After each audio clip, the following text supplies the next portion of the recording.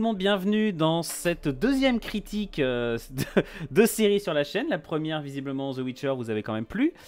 Et on part cette fois-ci sur The Lord of the Rings, Rings of Power, la série donc adaptée adaptée de l'œuvre de Tolkien, donc qui reprend certes une époque qu'il a abordée dans son Silmarillion, mais sans les droits du Silmarillion, ce qui est encore un peu con. Ce qui cause pas mal de problèmes d'ailleurs. Voilà. Donc, ce soir, je suis en compagnie de Nat et d'Egavlov, qui avaient à la base deux points de vue très différents sur la série, qui se sont un peu rejoints sur la fin. Je précise donc qu'on va faire une première partie sans spoiler quand même, au cas où, pour ceux qui auraient envie de découvrir la série et qui ne l'ont pas encore fait. Et ensuite, on attaquera les spoilers en mode assez costaud, parce qu'on a beaucoup de choses à dire. Réellement beaucoup. Et The Witcher va se calmer en termes de musique. On t'a assez entendu. Donc, déjà, on peut peut-être commencer par dire chacun notre tour ce qu'on a pensé en globalité de la série sans spoil.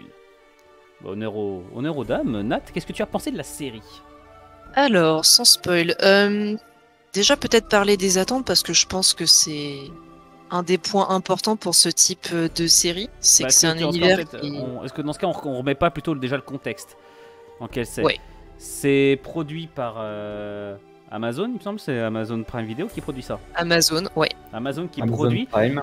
Alors, ce qu'il y a déjà, je me souviens que dans l'annonce, ça a fait gloops partout. Je crois que tout le monde a fait gloops à ce moment-là. C'était oh putain. Donc, on a deux showrunners. Faut que je retrouve leur nom dans mes notes. Où qui sont? Attends, je vais prendre Rings of Power. Non, je les ai. Donc, nous avons deux showrunners à la tête.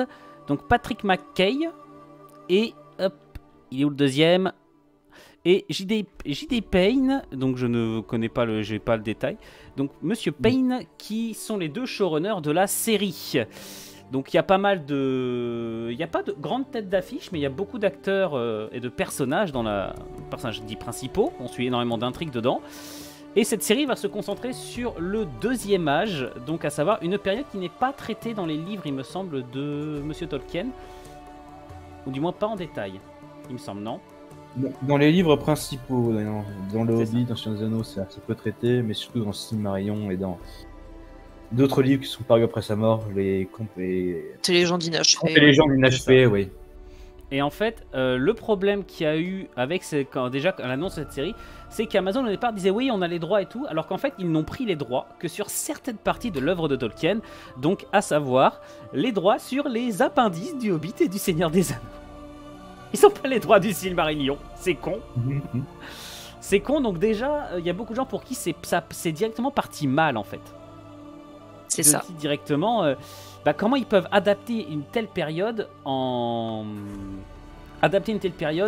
que ils ne peuvent même pas prononcer des noms tels qu'Ainatar. On expliquera un peu plus en détail pourquoi ce nom est important dans l'histoire qu'ils essaient de raconter. Donc ça se déroule donc après la défaite de Morgoth, le grand, on va dire, Satan de l'univers.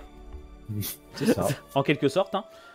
Et on parle d'ici de l'un de ses on parle d'ici de son souffle principal, donc Sauron, qui est encore au début de la série relativement en fuite et caché.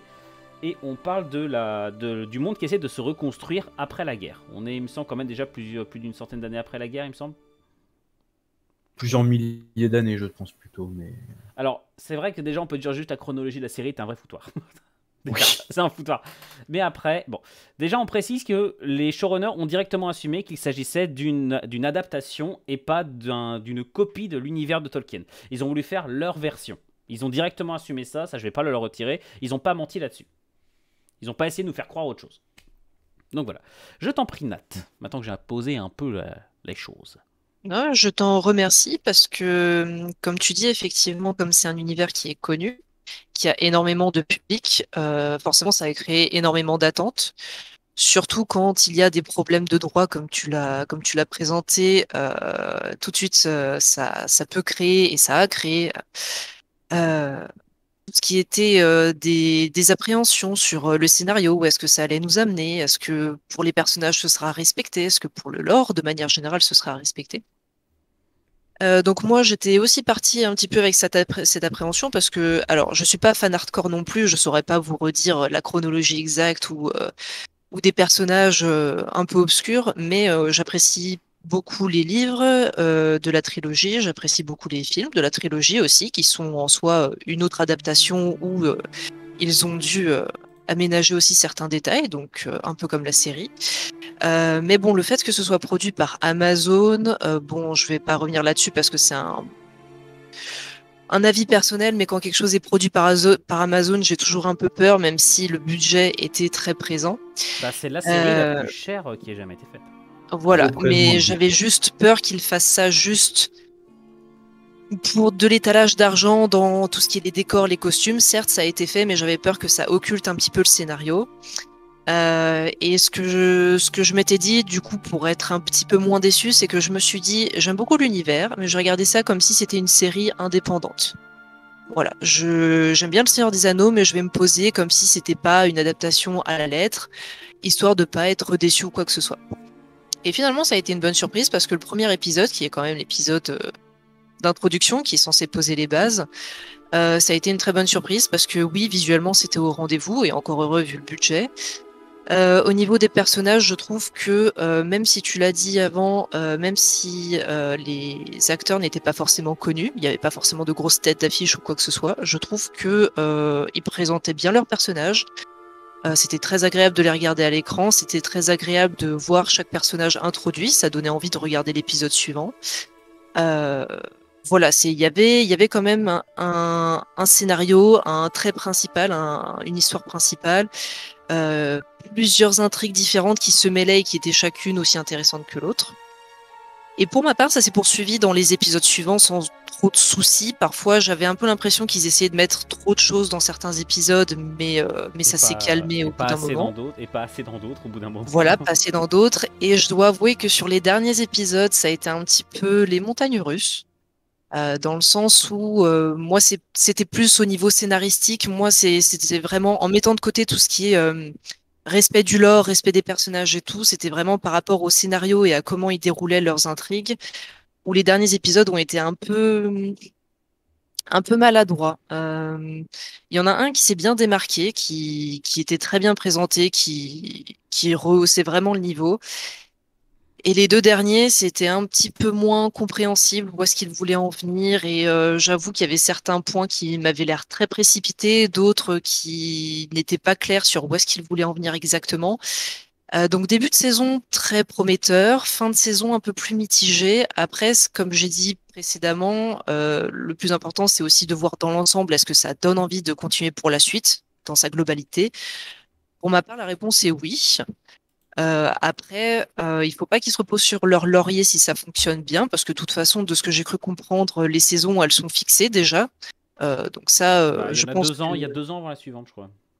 Ouais, mais dans le sens, ils ont déjà prévu leurs 5 saisons. Voilà, donc même si la saison 1 marche bien, j'espère que sur la construction de la deuxième, ce sera mieux. Enfin, on souhaite toujours mieux à une saison, mais voilà, qui resteront pas sur certains acquis et qui resteront pas sur certains points d'intrigue qui ne font pas trop sens, mais ça, on y reviendra plus tard. Ça nécessite un peu plus de détails, quoi, pour m'expliquer là-dessus. Ok, bah merci. Mais voilà, dans l'ensemble, satisfaite. Et Gavlov, sans spoil, qu'est-ce que tu as pensé de la série? Toi, quand on a commencé à échanger par message au début, t'étais salé as fuck. Oui, je suis parti dans cette série avec un a priori très négatif. C'est vrai que j'étais un petit peu embarqué dans la vague de haine, la vague de trolls qui avait déferlé sur Rings of Power avant même la sortie du premier épisode. En fait, j'étais assez dubitatif parce que, pareil, il y a la mauvaise image d'Amazon. On avait tous l'impression qu'ils voulaient un peu avoir leur Game of Thrones, leur série fantasy à succès. On avait un peu peur de ce qu'ils allaient en faire. Pareil, le choix des showrunners, très curieux, le choix des acteurs très curieux. Showrunners d'ailleurs qui n'ont pas de page Wikipédia, c'est vraiment des no-name. Hein. Ils ont mais ils ont rien. C'est pas plus mal. Enfin, pour eux, d'un côté, ils n'avaient pas la pression. Je sais pas, mais pour un projet à 700 millions de dollars, quand même, tu mets pas ça entre les mains de n'importe qui. Ah, mais après, Je sais pas, peut-être en plus, qu'après. avec l'image, tu sais, t'as quand même l'image, t'as quand même Seigneur des Anneaux dans le titre. Il faut quand même mettre les moyens. Enfin bref, je me suis quand même lancé, j'ai lancé le premier épisode, histoire de pas mourir bête. Après, j'ai enchaîné le deuxième. Ouf, j'ai quand même regardé, même si il y avait certains points, certains personnages qui déjà ne me plaisaient pas trop. Mais après, je voyais à peu près vers quoi la série partait. Ça a été confirmé par la suite. Et au final, c'est un petit peu l'inverse de toi, Nat. C'est-à-dire que moi, mon opinion s'est un peu adoucie vers le milieu de la saison. Là où j'ai commencé à me dire, ah, allez, je vais lui laisser sa chance, je vais voir où est-ce qu'ils veulent en venir. Il y a des bonnes idées, je vais pas être de mauvaise foi. Et après, dans les derniers épisodes, là, je suis revenu sur mon opinion de départ, notamment sur comment le scénario a évolué et l'évolution de certains personnages et certaines révélations qui m'amènent en fait à être assez pessimiste sur le futur de la série. Soit les showrunners et l'équipe de production aura appris de ses erreurs et sera capable de mieux maîtriser la construction d'une série pareille, notamment mieux maîtriser l'écriture et la direction des acteurs. Soit elle va peut-être continuer dans ses erreurs, à ce moment-là, bah, ça s'arrêtera. Il y aura peut-être encore 1 ou 2 saisons supplémentaires après ça et Rings of Power sombrera dans l'oubli. On verra bien. Ok. Bon, bah, quant à moi, puisqu'on me pose la question, t'as parlé de Montagne Russe tout à l'heure, Nat, et bah, moi, c'est exactement ça. C'est-à-dire que j'ai commencé le premier épisode, j'avais pas forcément d'a priori négatif sur la série, j'avais essayé enfin, de toute façon, j'ai pas Twitter, j'ai quasiment plus de réseaux sociaux, donc j'avais pas trop suivi donc, ce qui s'était passé autour de la série. Et le premier épisode, j'étais curieux de voir ce qu'ils allaient proposer. Bon, j'avais quand même l'a priori négatif d'Amazon, mais j'ai essayé de m'en détacher un peu. Et quand je l'ai commencé à regarder le premier épisode, je me suis dit, ah, c'est intéressant. Ça prend son temps, ça rush pas. C'est... Bon, il y a des dialogues qui m'ont fait grincer des dents, des chorégraphies qui m'ont fait grincer des dents. Je pense qu'on sait tous de laquelle je parle. Mais dans l'ensemble, je trouvais déjà qu'ils avaient quand même fait attention à pas mal d'éléments du lore. Je trouve. Ils se sont quand même... Enfin, on a le respect. Enfin, la série a sa propre version du respect du lore. Mais je trouvais quand même qu'ils avaient fait attention à caser des refs. Oui. Ils avaient quand même fait attention à garder une certaine cohérence dans l'ensemble. Ce qui s'est un peu détérioré par la suite. Mais au moins au début, je trouvais que...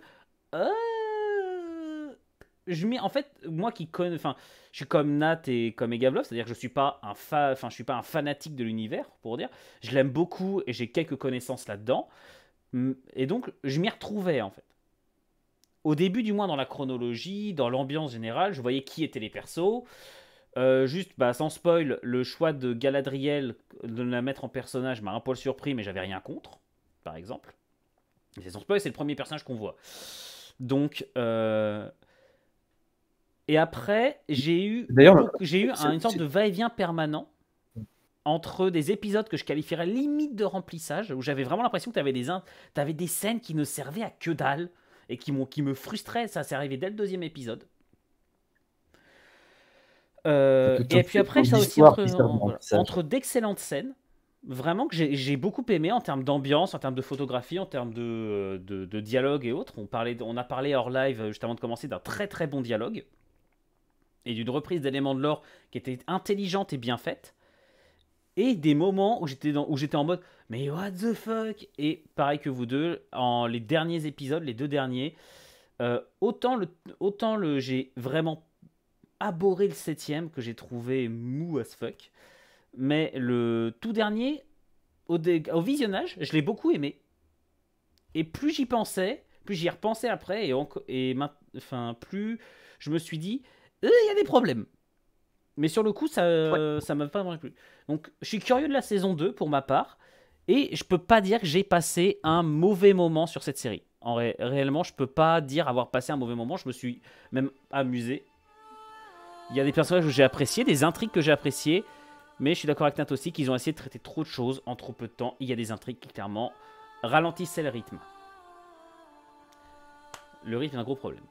Ok, bah merci à vous deux. Est-ce que déjà on pourrait peut-être parler sans spoil de la question du respect du lore par rapport à ceux dans le chat qui ne voudraient pas spoiler, mais qui voudraient également savoir à quel point la série est respectueuse ou non du lore.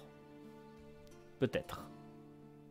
C'est une question qui me semble importante, étant donné que c'est une question qu'on s'est tous posée à un moment donné. Est-ce que la série va défoncer le lore qu'on aime tous? Or,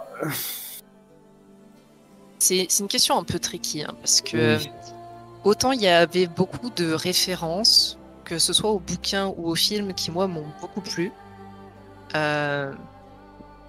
Typiquement, et sans spoil non plus, moi, une des premières références qui m'a beaucoup plu, qui est très anodine hein, comme ça, mais parce que moi c'est un élément de lore que j'aime beaucoup, c'est les Malornes, les arbres des elfes. C'est une partie du lore qui m'a toujours beaucoup plu.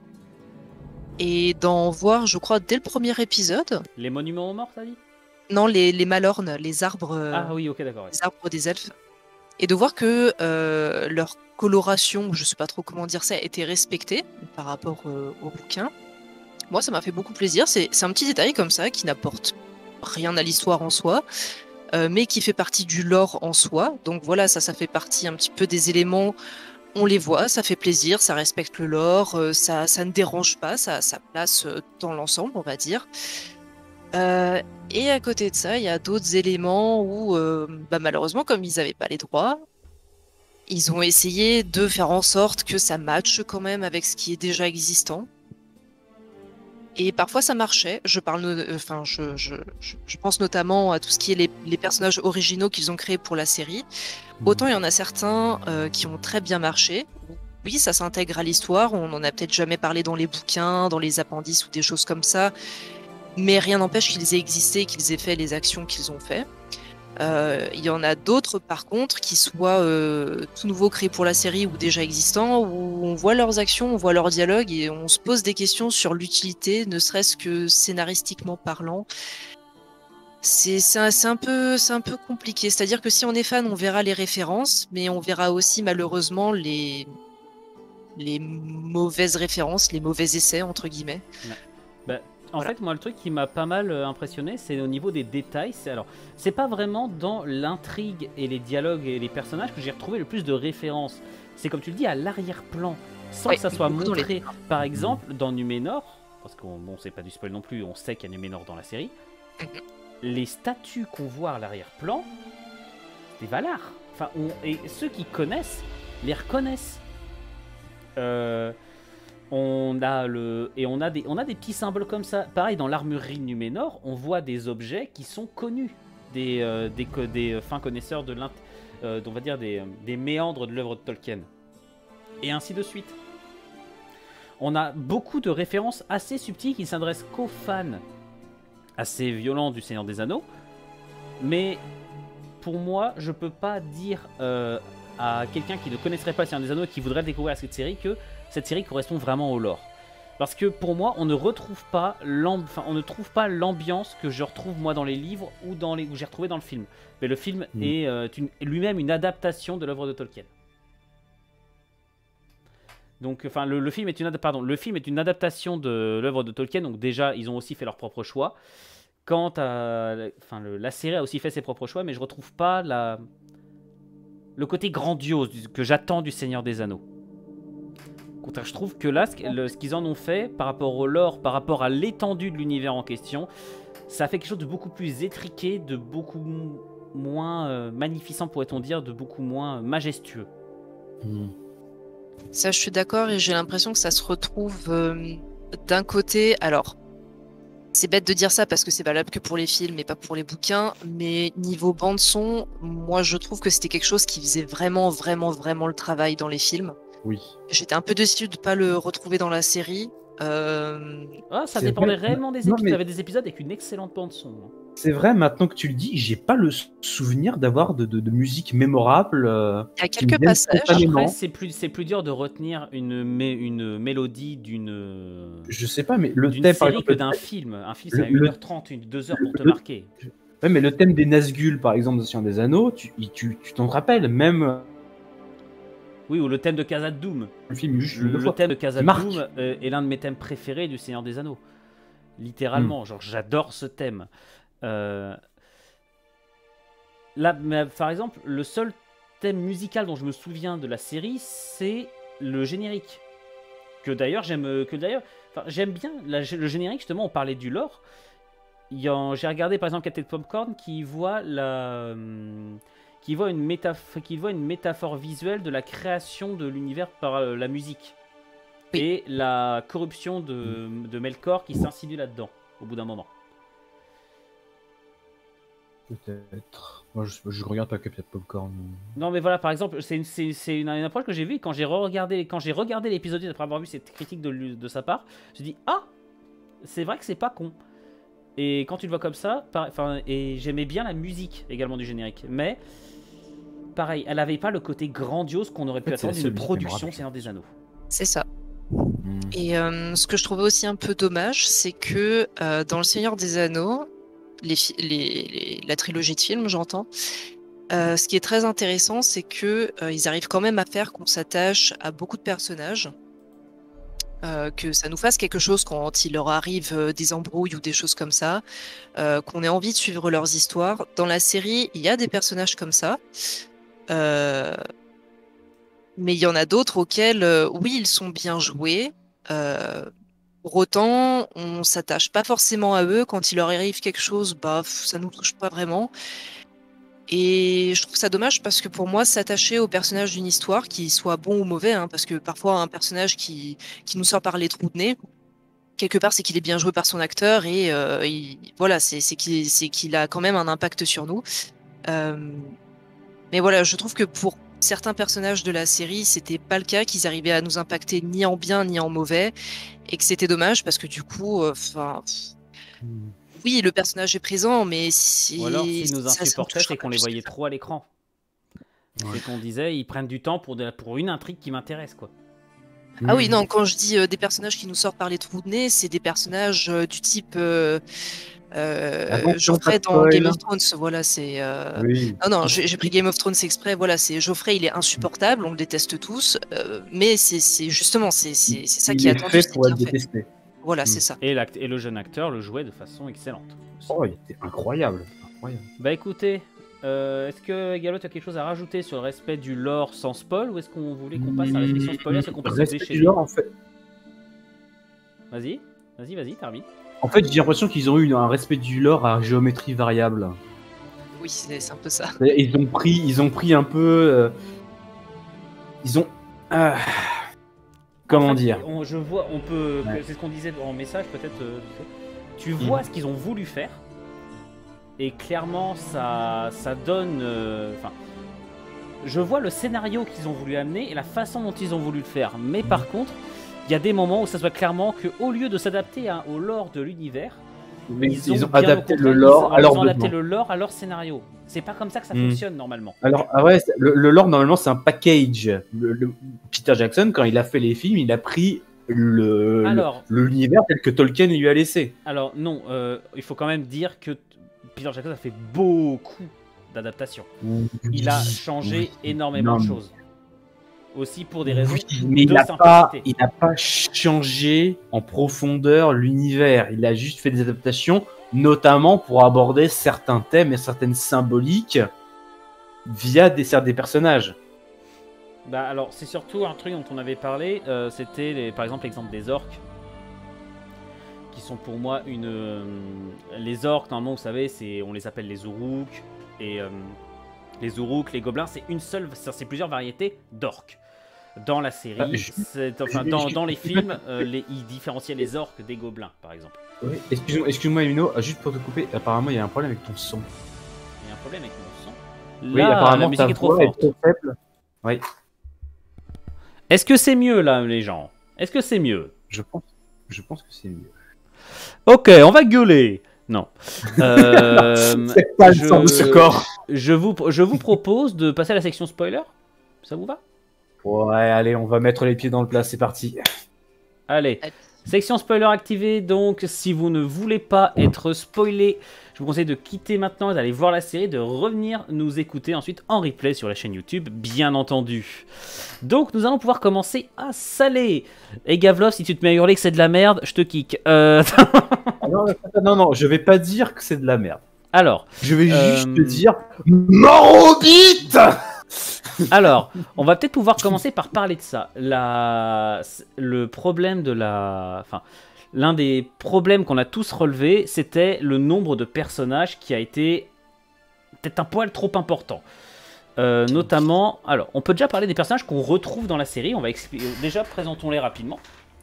Donc, c'est une série en 8 épisodes qui doit traiter donc une intrigue galadrielle, numénoréenne, voilà. Une intrigue de Hobbit, une intrigue avec Elrond et les nains, une intrigue dans les terres du Sud. Oui, les nains. Ça fait 5 intrigues déjà, sans compter les intrigues internes aux Numénoréens. Ça fait 5 à 6 intrigues. Ça fait beaucoup. Non, parce que Game of Thrones faisait pareil. Mais avec, on va dire, un sens de l'écriture et surtout du partage de temps d'écran entre les différentes séries, enfin entre les différents points de vue, qui je trouve était mieux géré. Là, comme disait Nat, on a un gros problème de rythme sur la série. Donc déjà, vas-y, est-ce que tu veux d'ailleurs, Nat, c'est peut-être le moment de parler, de comparer, sans spoil, à 2 autres séries. Peut-être, si on parle juste des problèmes de rythme. Alors, ouais, comme je le disais tout à l'heure off-stream, ce que je m'étais amusé à faire, c'était de comparer les Anneaux de pouvoir avec 2 séries actuelles, donc House of Dragon et Andor. Alors, Andor, a priori, n'a aucun rapport, mais je le prends juste pour le côté rythme, scénario, etc. Parce que pour moi, les Anneaux de pouvoir, ils ont essayé de faire 2 choses en simultané. Et ils les ont un peu moins bien réussi que 2 séries qui ont chacune fait une de ces 2 choses à la fois. Et pour moi, c'est pour ça que ces 2 séries ont mieux réussi que les Anneaux de pouvoir, c'est qu'au lieu d'essayer de faire les 2 en même temps, ils ont séparé les 2. Donc House of Dragon, ce que eux ont bien réussi à faire, et c'est justement ce dont on vient de parler, c'est de traiter plusieurs intrigues en même temps. De traiter des intrigues en plus en profondeur, avec des choses qui se préparent sur la durée, avec beaucoup de complexité, et qui, à la fin, on en voit le résultat, que ce soit en bien ou en mal pour les personnages. Ça, c'est en fonction de qui a le mieux préparé son coup. Dans les Anneaux de pouvoir, ils ont essayé de faire ça aussi, et comme on vient de le dire, malheureusement, soit c'est parce que la série était trop courte, ou parce que côté écriture, ils n'ont pas réussi à se dépatouiller à 100%, mais ils ont essayé de faire plusieurs intrigues. Et pour moi, ce que ça a fait, c'est que il y en a certaines, sur certains aspects, qui sont restées un peu brouillons, un peu avec ce sentiment d'inachevé. Certaines qui ne sont pas allées assez en profondeur. Je trouvais ça dommage également, parce que du coup, on n'a pas le temps vraiment de se sentir investi de chacune de ces intrigues. Après, peut-être que ça va changer avec les saisons suivantes, parce que comme on aura déjà la saison 1 derrière nous, on pourra continuer à développer tout ça. Mais je trouve ça dommage de ne pas réussir à le faire en autant de temps que House of Dragon première saison. Et d'un autre côté, ce qu'ils ont essayé de faire, je pense, en tout cas moi c'était mon ressenti, c'était parfois de prendre leur temps pour faire de l'exposition, présenter des régions, présenter des histoires, présenter des personnages, des vies de famille, etc. Et pour moi, ils n'ont pas réussi à le faire non plus. De nouveau, parce que il y avait trop de choses à traiter. On peut pas. Enfin, pour moi, c'était incompatible de vouloir traiter autant de choses et à la fois de vouloir être aussi dans la présentation, dans l'exposition. Andor à côté a fait ça très bien. Andor a beaucoup moins d'intrigues que House of Dragon et les Anneaux de pouvoir. Mais du coup, ça leur permet de prendre leur temps, de faire plus d'exposition sur l'univers. Moi, personnellement, Andor, c'était un peu comme Rogue One. J'avais plus l'impression que c'était du Star Wars réaliste. Et forcément, ça t'immerge beaucoup plus dans l'univers quand c'est présenté comme ça, quand tu vois beaucoup plus d'éléments, entre guillemets, de la vie quotidienne et de l'univers et du lore. Et malheureusement, les Anneaux de pouvoir, ils ont essayé de mélanger les deux, et pour moi, ça ne fonctionne pas. En tout cas, pas sur si peu d'épisodes. Voilà. Ok. Alors moi j'ai vu ni l'une ni l'autre, donc je n'irai pas jusqu'à tenter de dire ce que je pense de la comparaison avec elle. Est-ce que Gablov, tu as quelque chose à dire? Est-ce que tu as vu l'une de ces deux séries? Non, moi, je suis pas très série. Pour moi, c'est. Ah, nous avons perdu Gablov. Si, c'est bon. Allô Alors moi je vais juste parler peut-être du problème, le principal problème que j'ai vu en termes de rythme. Et je tiens à dire que c'est également là que Nat a également commencé à me dire que toi-même tu trouvais que c'était pas ouf. Enfin que tu trouvais que ça tournait mal. C'est la différence entre l'épisode 6 et l'épisode 7. On a un épisode 6 qui est full orienté action. Et que c'est là aussi que je trouve qu'il y a certains des meilleurs dialogues de la série. Notamment, on en développera un peu plus tard, mais entre notamment Galadriel et Hadar, qui est pour moi l'un des meilleurs personnages créés en tout cas. Allô, vous m'entendez? Oui, on t'entend, Gablov. Bien, voilà. Et en fait, la fin de l'épisode 6, donc pour ceux qui le savent, pour ceux qui ont vu, c'est la création du Mordor via un plan terrible fait par Sauron, à savoir déclencher l'éruption d'Udun, donc de l'Orodruin, la montagne du destin. Il déclenche cette éruption qui dévaste les régions alentours et crée le Mordor à long terme. Sauf que le problème, c'est que c'est la toute dernière image de l'épisode 6. L'épisode 7 est mou du cul, alors qu'on attendait peut-être aussi que ça continue sur l'action. Genre il faut survivre aux vagues d'or qui arrivent et qui sont maintenant en pleine possession de leurs moyens, qui n'ont plus à craindre le soleil. Ça par contre c'est un détail que j'ai beaucoup aimé, les orques qui ont tout adapté en eux, qui ont tout adapté pour se protéger du soleil. Un truc qui était sympa, je trouve, les détails visuels là-dessus. D'accord. Mais l'épisode 7 casse le sentiment d'urgence qu'on a avec la création du Mordor. Je sais pas si vous êtes d'accord avec ça, mais pour moi, l'épisode 7, c'est celui qui casse totalement le rythme et qui casse tout le sentiment de puissance qu'on avait eu de la part de Sauron, d'Hadar, des orques. C'est vrai que toute la puissance du mal, en fait, qui est réduite à néant. Ouais. On avait eu un crescendo de l'épisode 1 à l'épisode 6, et d'un seul coup, on a le soufflet qui retombe. Ah, mais littéralement, quoi. Ouais. C'est ça. Pour moi, en fait, c'est l'épisode 6. Soit il s'inscrivait au milieu de la saison. Il aurait dû être plus tôt dans la série, je suis d'accord. Comme événement marquant, événement tournant. Ou alors, à la toute fin, genre épisode final. On s'arrête sur cette vision de... Il y a le monde du destin qui entre en éruption, qui dévaste tout, qui souffle tout le monde dans le village. Et s'arrêter là. En vrai, la succession de plans qui mènent en plus à l'éruption, elle est belle. Enfin, c'est bien mis en scène. C'est l'une des fulgurances, je trouve, de la série. À ce moment-là, le metteur en scène, la metteur en scène, c'est amusé. Ça, je suis entièrement d'accord. Le problème, c'est que sur les 2 épisodes suivants, surtout le 7e, comme tu dis, moi j'avais l'impression que c'était plus exactement la même série que je regardais, ou en tout cas qu'on avait fait une pause en cours de route. Parce que j'ai pas compris, effectivement, pour moi, le rythme au départ de l'épisode 7 aurait dû être vachement soutenu. Comme tu dis, survie. La survie, retrouver ses moyens, le combat. Et ça, je l'ai pas retrouvé. C'est limite, les gens avaient le temps, entre guillemets, d'aller relever leurs hommes, de les mettre à l'abri. Non, mais c'est surtout un truc l'épisode a suivi comme ça, en fait. Un truc que j'aurais beaucoup apprécié, c'est d'avoir un sentiment que les numéros 1 essayent justement d'évacuer la zone, mais se font attaquer et que ça termine peut-être sur une grande bataille. Parce que, je vous le fais remarquer, il n'y a pas eu de bataille dans cette série Seigneur des Anneaux. Il y a eu un combat dans le village. On en parlera du village d'ailleurs, mais je pense que c'est l'une des grosses faiblesses de la série. Réellement, on a eu qu'un seul vrai combat dans toute la série. Je compte pas le premier épisode qui devait fait de l'exposition, donc il y a la scène de bataille avec Finrod dedans, le frère de Galadriel.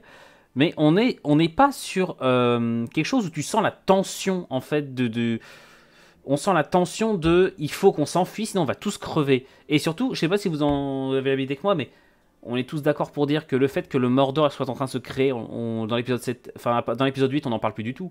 Genre que Sauron a visiblement maintenant un territoire entier à lui.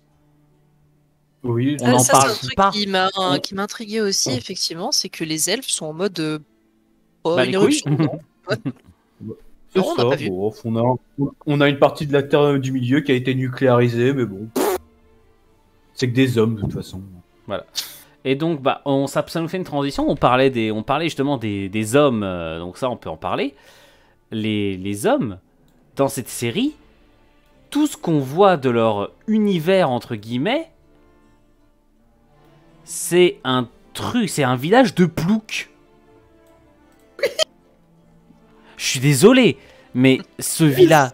Attends, mais j'avais vraiment un moment de voir une série B qui avait pas de moyens. C'est la manière entière dont les terres du Sud ont été traitées, c'était un peu problématique parce qu'il n'y a pas le village qui pose souci pour moi. C'est ce qui pose souci aussi, c'est alors on nous parle de 2 villages différents. Bon, il y en a un qui se fait mettre à feu et à sang direct, donc bon, tant pis, on n'a pas pu le voir.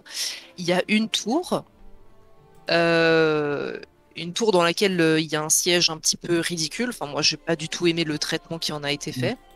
Il y a eu un siège.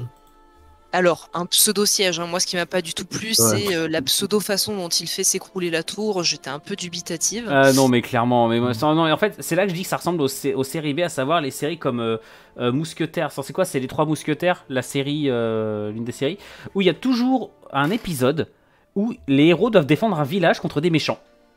Ouais. Et qu'il faut former les villageois à se battre. Il y a toujours un épisode comme ça. Il y en a eu un dans le Mandalorian première saison. Et il y en a un là, j'étais en mode mais putain de merde.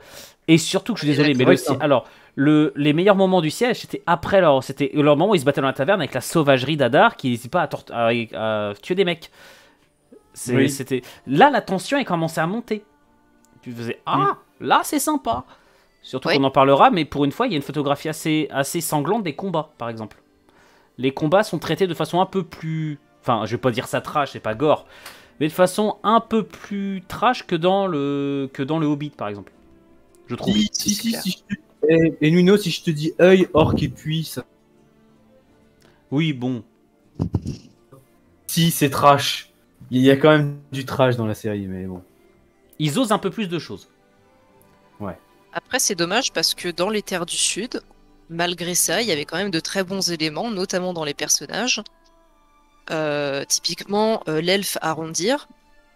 Au début, moi, j'étais pas vraiment convaincue du personnage, et en fait, dès la scène où on le découvre à la taverne, pour moi, il te fait sentir que c'est un elfe. Hein. Il est péteux, mais il s'en rend même pas compte.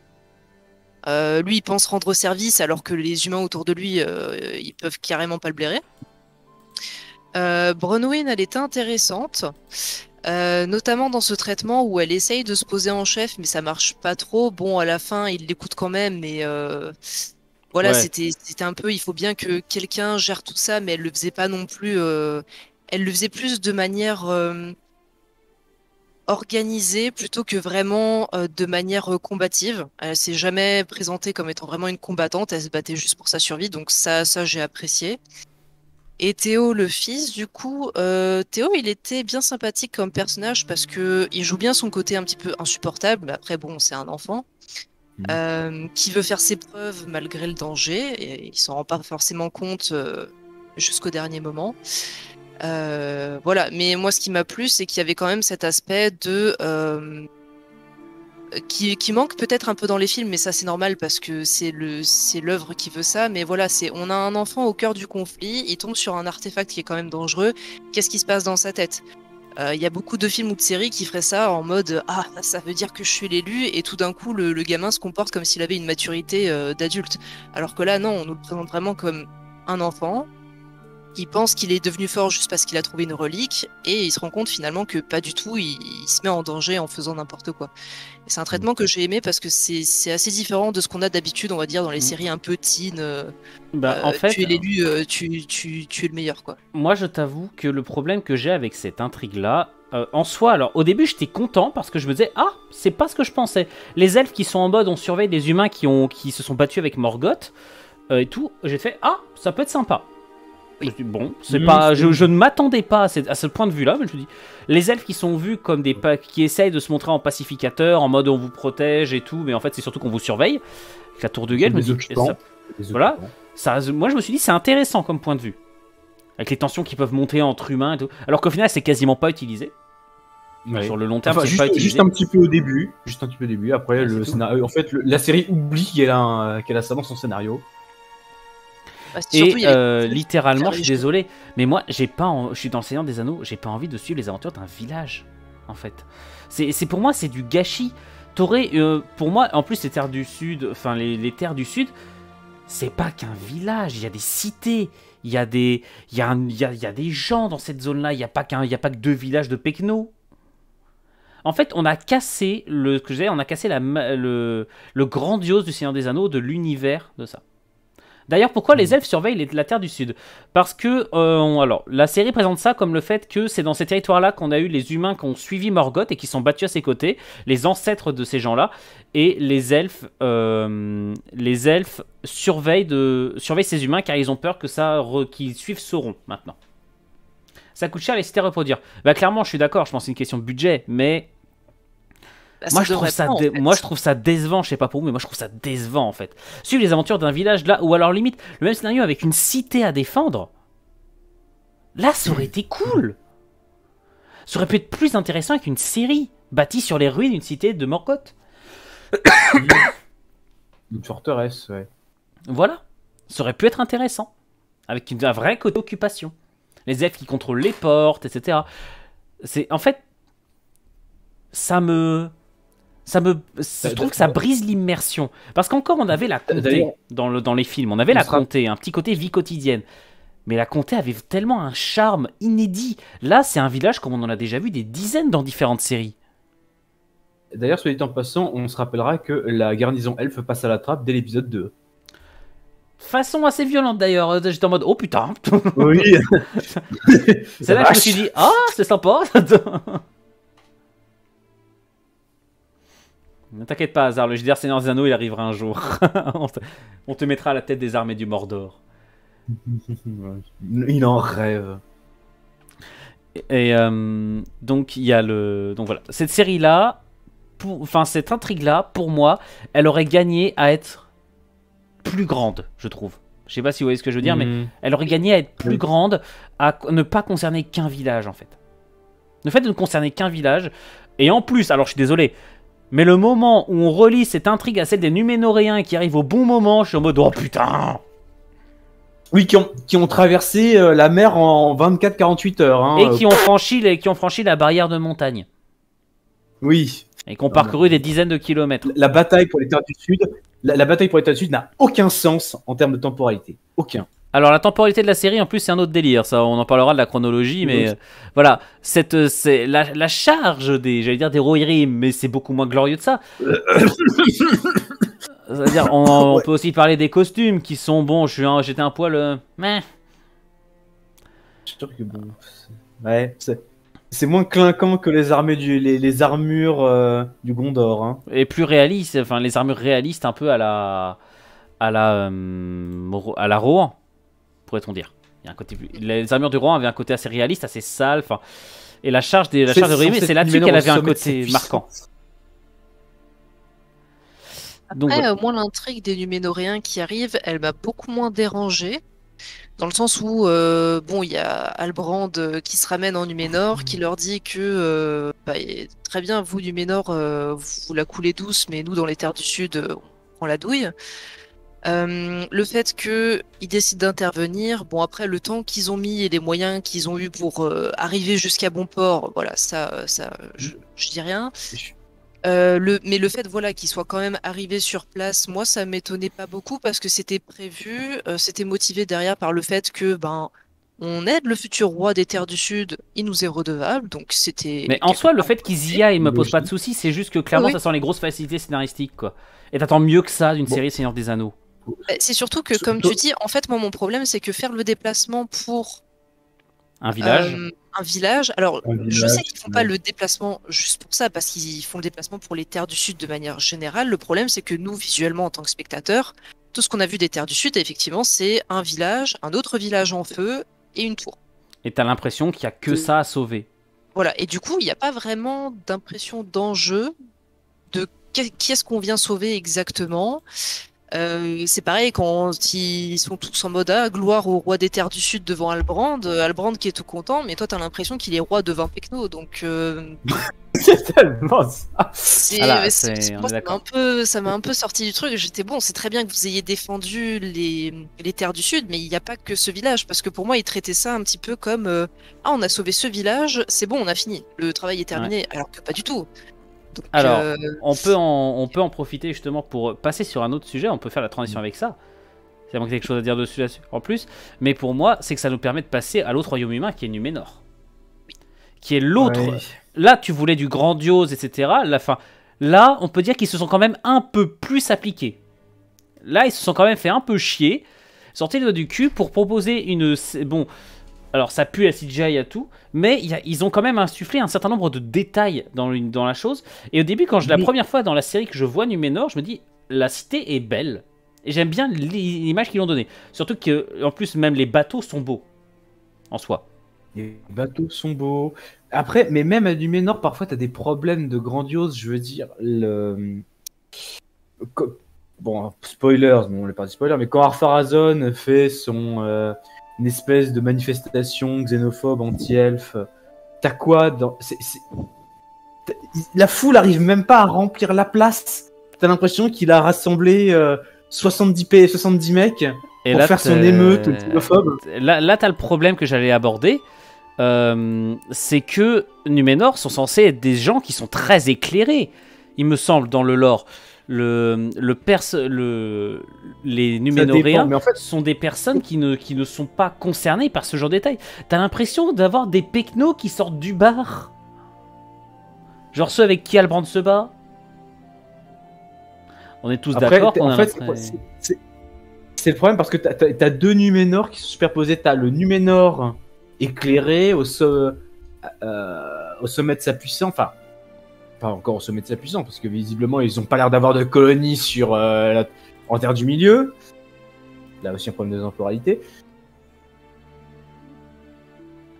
J'ai l'impression qu'ils sont limite aux portes de la corruption. Tu sais, il y a t'as Sauron qui a besoin d'arriver pour qui commence à faire des hôtels sataniques.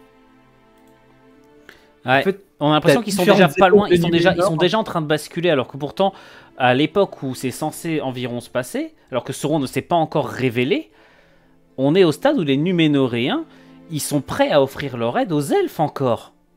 Puisque on rappelle quand même qu'ils sont censés emprisonner Sauron dans quelques temps, avec une énorme armée qui viendra assiéger la tour du Seigneur des Ténèbres. Oui. Je suis plus sûr des temporalités ou si je mélange avec la série. Mais je crois que avant l'arrivée de Sauron, il y a déjà certains rois de Numénor qui essayent de se détacher un peu, mais plus par orgueil qu'autre chose. Bah alors, on a Stan qui dit la même chose que toi, les Numénoréens sont éclairés, jaloux des elfes et de leur immortalité. Mais sans plus, ouais. Mais sans plus. Voilà, donc c'est vrai que ça m'a un peu gêné aussi ce moment-là, parce que ça faisait plus... comment on appelle ça c'est... Bah simple politicien de comptoir, quoi. Ouais, c'est tellement ça, c'est vraiment... C'est Trump qui fait sa manifestation anti-mexicain. Alors que pourtant, tu vois, au début, je trouvais... J'étais parti, je me suis dit, il part dans la logique, les Numénoréens sont déjà anti-elfes, sont déjà en train de virer anti-elfes. Et je trouvais le jeu politique assez intéressant. Il serait resté au jeu politique avec donc la reine Myriel, jouée par, j'ai oublié son nom, comment qu'elle s'appelle, la petite dame? Oui, parce que j'ai les noms des acteurs sous les yeux. Cynthia Edey Robinson, voilà. D'ailleurs, Ar-Pharazôn, lui, j'ai oublié par qui il est, j'ai également oublié. Tristan Gravel. Donc, voilà. Et l'actrice qui joue Myriel la reine, c'est Cynthia Edey Robinson, c'est ça. Et qui l'ajoute, qui j'ai pas de reproche à lui faire. Elle joue une reine qui est plutôt agréable à suivre, et je trouvais un jeu qui était plutôt sympa. Plus jeu que sympa, et surtout le jeu politique où ça se voit qu'il y a différentes influences au sein de la cour. J'aimais bien ce côté-là. Le côté politique de Numénor était plutôt bien intégré. Même si on a Galadriel qui joue un peu trop, là, je m'en fous. On pourra faire un segment. On pourra faire un segment à part sur le personnage de Galadriel, parce que là aussi il y a beaucoup à dire. Ah, mais pas qu'en mal. Donc voilà, Numénor, Beaucoup. on peut dire qu'on est tous d'accord on peut tous dire qu'on est d'accord sur le fait que c'est une intrigue quand même, je trouve, parmi les plus intéressantes de la série, néanmoins. Elle a de l'intérêt. Moi, c'est la nation qui a donné l'un des meilleurs personnages de la série, je trouve, à suivre. En termes de jeu d'acteur et de manière d'être du personnage, je trouve que Elendil est très agréable à suivre. Elendil est très sympa, surtout quand, en tant que personnage, en tant que viewer, on connaît son futur, on sait ce qu'il va devenir. On a également tout ce côté, on voit toutes les références qui ont été glissées dans les dialogues à son passé, enfin à son héritage, à son, on va dire, à ses aspirations. Par contre, je suis désolé, mais le fait de caser Isildur, surtout, mais quel Isildur de merde! Isildur pue la merde, on est d'accord. Alors, c'est marrant parce que j'ai pas du tout le même avis. Je suis mitigée sur cette petite famille là, mais pas de ce côté-là. Alors, Elendil, rien à redire, très bon jeu d'acteur, personnage très intéressant même si on le connaît déjà, voilà. Isildur, moi je l'ai trouvé agréable à suivre dans le sens où, alors, pas de manière individuelle, mais je trouve qu'avec ses deux potes, ça penche bien du côté dont je parlais tout à l'heure, on s'attache aux personnages, il n'y a pas grand-chose qui est présenté d'eux, mais rien que dans leur amitié, moi je trouvais que c'était agréable à suivre. Par contre, là où j'ai pas trop compris, qu'il ait une sœur ou pas dans le lore, ça, peu importe, hein, s'ils ont envie de l'introduire, pas de souci. Le seul problème que j'ai eu, c'est autant Elendil et Isildur, ils ont un développement, ils partent combattre, etc. Autant la fille, alors, c'était quoi son nom? C'était Earienne, je crois. Earienne, ouais. Earienne, j'ai l'impression que c'est un personnage qu'on a introduit. On nous a dit, elle est là. Et on lui fait des scènes qui n'ont pas vraiment d'utilité générale pour voilà, et c'est resté inachevé. Genre, typiquement, la scène où elle assiste aux dernières paroles, j'imagine, du roi, et qu'après elle va dans la salle où il y a, j'imagine, le Palantir. Où elle voit le Palantir. Voit le Palantir. Je n'ai pas compris. Je n'ai pas compris ce que ça apportait, et du coup, pour moi, ce personnage, je ne comprends toujours pas ce qu'il fait ici, après une saison entière. Bah malheureusement, je suis parfaitement d'accord avec toi, surtout que finir sur le Palantir, j'étais en mode... Ça veut quand même pas dire que l'influence de Sauron, elle est déjà présente. Non, c'est pas ça, les Numénoréens, c'est tout seul qu'ils attisent leur orgueil, qui va permettre à Sauron de se servir d'eux plus tard. Bah oui, c'est ça. Donc voilà. Donc on a cette série-là, enfin on a cette intrigue-là de la série, qui est... en doublon pas mal, donc avec celle des elfes, enfin du village des Terres du Sud. Et en fait, on peut déjà aussi dire qu'on peut partir du fait que c'est via Galadriel c'est de son point de vue en fait qu'on découvre vraiment la ville et la série. Enfin, c'est cette partie-là de la série. Et dans ce cas, on peut peut-être parler. Bah allez, vas-y. Je sais que Gavlov t'en a envie. Vas-y, tu peux parler de Tata Galadriel. Oh oui, Tata Galadriel, oui, Galadriel, oui, il y a beaucoup à dire là. Alors ouais, la série a fait le choix assez surprenant de poster Galadriel quasiment en personnage principal. Ouais. Alors, quelle version de Galadriel surtout. Oui, je pense que ça aurait été mieux avec un personnage original, mais c'est mon avis. Alors, je suis pas forcément d'accord avec cette affirmation. Mais je m'expliquerai après. Vas-y, bah je te laisse, Gavlov, puisque je dois dire que c'est quasiment la première chose que tu m'as dit. La première chose que tu m'as dit quand on a commencé à discuter par MP de la série, c'est que tu détestais la vision de Galadriel que dépeignait la série. Alors, bon, on va mettre de côté le lore, enfin le lore de Tolkien, comment Galadriel apparaît dans les films, parce que bon, là... j'irai trop loin. Galadriel, on va prendre Galadriel telle qu'elle apparaît dans The Rings of Power. Je résume. On nous la présente comme un vétéran des guerres contre Morgoth. qui a perdu son frère dans les derniers affrontements et qui est parti dans une espèce de vendetta à la limite de la psychopathie contre tout ce qui est affilié de près ou de loin au mal, qui est ostracisé qui est renvoyé au pays par son roi pour éviter qu'elle foute davantage la merde dans l'intérieur du milieu. Et on comprend le roi d'un seul coup. Oui, d'un seul coup. Le roi, donc Gil Galad, qui est l'un des grands perdants de la série. Je rappelle quand même que dans le premier épisode, elle entraîne sa compagnie quasiment dans les limites habitables de la Terre du Milieu au nord pour aller visiter une forteresse et qu'il y a certains de ces hommes qui menacent de mourir sur le chemin. Alors qu'elle en a l'air d'en avoir quasiment rien à foutre, mais bon, c'est une chose. Bon, je vais pas faire la liste de tous les moments de la série où Galadriel passe pour une espèce de psychopathe, c'est parce que bon, là on ne s'en reviendrait pas. Mais disons que le fait qu'elle ne soit dirigée, que tout son mobile, tout ce qu'elle fait dans la série ne soit dirigé que dans un seul unique but, c'est d'assouvir sa vengeance, pour moi ça en fait un personnage à la limite du détestable. Mais bon. Alors d'un côté, je ne suis pas d'accord, parce que la vision que j'avais de Galadriel, c'était un personnage qui avait toujours la potentialité de succomber au mal. Même en pleine possession de ses pouvoirs, enfin même au summum de sa puissance et sa sagesse, au 3e âge. Là, on est au début du 2e âge. C'est des milliers d'années auparavant. Elle n'a pas encore acquis toute la sagesse et tout. Et cette sagesse-là, on en voit percer les premiers bouts dans les dialogues de la fin de la série. L'un des rares bons points de l'épisode 7. En fait, c'est seulement quand elle est avec Elrond qu'elle se pose et qu'elle commence à arrêter de vouloir parler de sa vengeance à tout prix. Quand elle commence à sortir un petit peu de son aspect guerrier. Mais qu'est-ce que ça représente comme pourcentage sur son temps où elle apparaît à l'écran? Certes.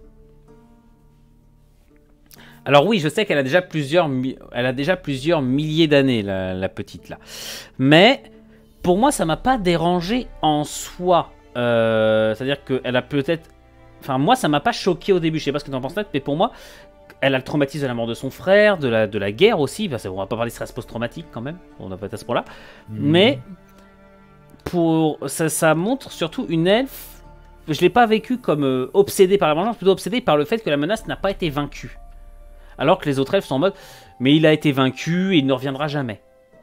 C'est quelqu'un qui n'a pas l'aveuglement de la paix. Pour moi, c'est une excuse. Au final, la paix, c'est elle qui va la détruire, ironiquement. Alors, oui. Ça de la série, d'ailleurs, mais bon. Je pense que c'était ça l'objectif des showrunners. Je trouve qu'ils l'ont mal amené. Ouais, pour ma part, c'était ça un peu le problème. Et c'était une discussion qu'on avait avec mon copain là-dessus. C'est que malheureusement, pour moi, ils ont essayé de présenter des choses de manière tellement implicite que finalement, les gens n'ont pas compris comme il fallait. La série joue beaucoup sur le non-dit, oui. Oui, sauf que pour moi, il y a une certaine qualité de non-dit qui là n'est pas atteinte, dans le sens où si les gens n'arrivent pas à comprendre un non-dit, c'est qu'il est pas bien présenté. Parce que typiquement, moi j'aime beaucoup tout ce qui est les films qui sont à très forte symbolique, où il n'y a pas besoin de nous montrer 3000 fois la même chose pour qu'on comprenne les enjeux. Typiquement, c'est pour ça que j'apprécie beaucoup en aparté les films de Denis Villeneuve, qui sont très sur la symbolique, très sur l'image, et beaucoup moins sur les temps de parole. Et j'ai l'impression que dans Les Anneaux de Pouvoir, ils ont parfois essayé de faire ça et ça n'a pas très bien fonctionné. Et pour moi, l'exemple typique, c'est Galadriel et la relation qu'elle a avec Halbrand et finalement Sauron. C'est que pour moi, en fait, par exemple, tout cet aspect, c'est elle qui brise la paix au final. Je suis d'accord, et d'un autre côté, non. En fait, pour moi, c'est pas que c'est à cause d'elle, c'est qu'elle a précipité quelque chose qui de toute façon allait se passer. Et tout ça parce que elle est dans cette obsession de. Alors, de nouveau, hein, je sais pas trop comment interpréter ça. C'est soit elle sait pas comment lâcher la mort de son frère, ou le fait que le mal n'ait pas été vaincu, ou si il faut interpréter ça comme J'essaye d'atténuer et de cacher absolument ma soif de pouvoir, parce qu'à la base, pour moi, Galadriel, c'est ça, c'est quelqu'un qui a énormément soif de pouvoir. Ouais. Dans les bouquins, il me semble qu'elle veut carrément venir en Terre du Milieu pour faire son propre royaume et régner elle-même sur un royaume. Donc Oui, c'est oui. pas quelqu'un non plus qui est 100%, on va dire, gentil. Elle a un côté un petit peu tyran qui d'ailleurs est représenté, je trouve, très bien dans la trilogie, dans les films. Ici, j'ai l'impression que on sait pas trop ce que c'est finalement. Est-ce que c'est, elle sait pas s'arrêter parce qu'elle adore le combat, elle adore le sentiment de puissance, elle adore mener des armées, voilà. Ou si c'est vraiment cette vengeance envers son frère ou un mélange des deux, on sait pas. Et pour sa relation avec Sauron, c'est pareil. C'est par exemple moi un truc que j'ai interprété, mais je saurais jamais si c'est vraiment ça qu'il voulait signifier ou pas dans Attention spoiler, on met le visage de Sauron. la série. C'est que Oui. Alors non, moi en vrai Quand je elle suis, doit je suis amener, satisfait de ces codes de ce truc là, moi. Mais... quand elle doit amener, enfin quand elle voit que Halbrand est blessé et qu'elle décide de l'amener auprès de soigneurs elfiques, moi la première chose que je me suis dit c'est Halbrand et Sauron, parce que pour moi c'était déjà évident depuis quelques épisodes. Ça faisait 1 ou 2 épisodes qu'on commençait tous à se dire effectivement Voilà. que c'était Sauron. Et pour moi, la première réaction que j'ai eue en le voyant blessé dans la tente, alors on l'avait pas vu se faire blesser au préalable dans un combat, c'est il s'est fait ça tout seul. Parce qu'il sait très bien que comme ça lui donne un ticket gratuit pour aller à Lindon, en fait. C'est la première chose que je me suis dit. Le problème, c'est que peut-être que c'est un non-dit de la série, mais pour moi, si c'est un non-dit, il n'a pas été bien présenté. Ce qui fait que forcément, il y aura tout ce discours de si Galadriel l'avait laissé crever, peut-être qu'on n'en serait pas là. Mais d'un autre côté, qu'est-ce qui nous empêche de nous dire que c'est lui qui s'est infligé cette propre blessure, parce qu'il savait très bien que le seul endroit où on pourrait le soigner, c'est là où il a besoin d'être pour ses plans, c'est-à-dire chez les elfes. Pareil, pour moi, il avait toute cette notion de il veut essayer de récupérer le pouvoir de revenir en puissance à son rythme, et au final, quand il voit Galadriel qui est quand même très active, très proactive dans ce genre de réflexion, il se dit en fait je vais voir où ça va nous mener, je suis curieux, je vais la pousser pour voir où est-ce que ça va. Et pour moi c'était aussi un petit peu le but du discours, enfin du dialogue entre les deux dans le dernier épisode. J'ai vu beaucoup de gens qui voyaient ça comme une sorte de romance entre les deux. Moi j'ai juste vu ça comme Sauron qui se dit quand même Galadriel elle est un peu pétée. Quelque part, pour moi, il a quand même un peu d'admiration pour la force et la puissance qu'elle dégage, mais pour moi, sa mentalité, c'était de se dire Galadriel, faut pas déconner avec. Je préfère l'avoir de mon côté que contre moi.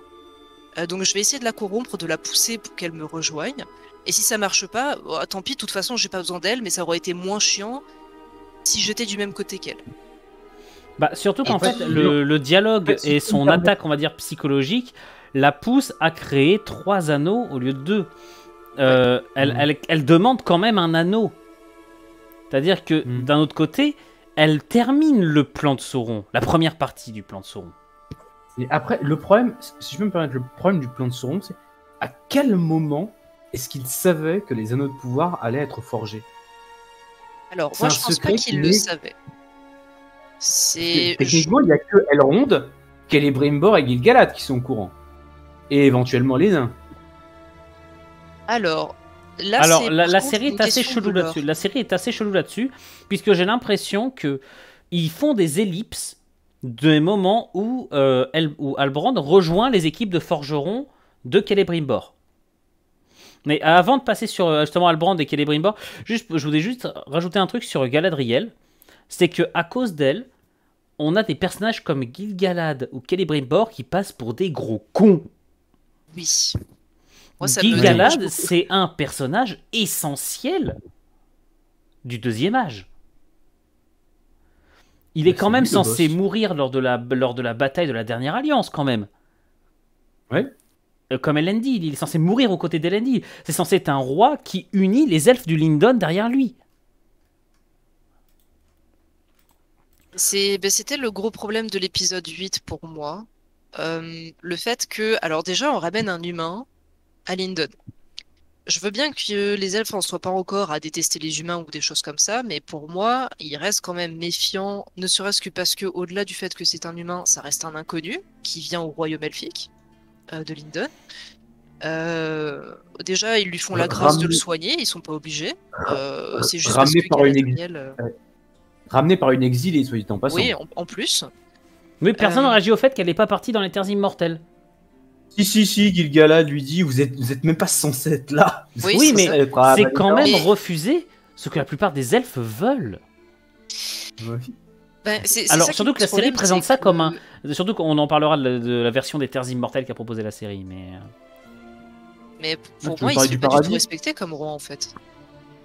C'est censé être un seigneur, c'est censé être un roi, et c'est t'as censé être l'impression un qu'il y a personne grand qui lui roi. obéit. C'est Donc, censé être un grand roi, Gil-galad, dans mes souvenirs. C'est censé être quelqu'un Oui, qui oui, est c'est- respecté, qui en plus est un guerrier... est un guerrier qui a combattu durant le Premier Âge, donc il est également respecté pour ça, y compris certainement par Galadriel. Et c'est celui que les elfes ont choisi comme roi Je suis pour le c'est un Lindon. Gondor. C'est pas pour rien qu'il est roi, ce con.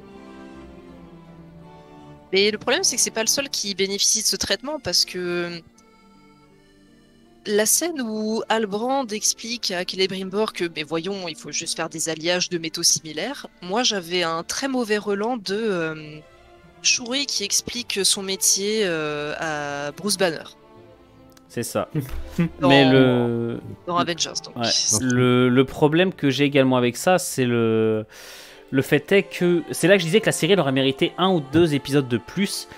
C'est que clairement, Celebrimbor, qui est quand même censé être le grand maître des forgerons elfes, l'un des elfes les plus intelligents qui existent, être un mec qui se fait manipuler en 20 secondes. C'est ça. À tel point même que le forcing fait sur la phrase le pouvoir de la chair et le pouvoir sur la chair est largué comme ça. Oui. Non, mais l'épisode 8 est rushé, hein, complètement. L'épisode 8 est complètement rushé, on est d'accord.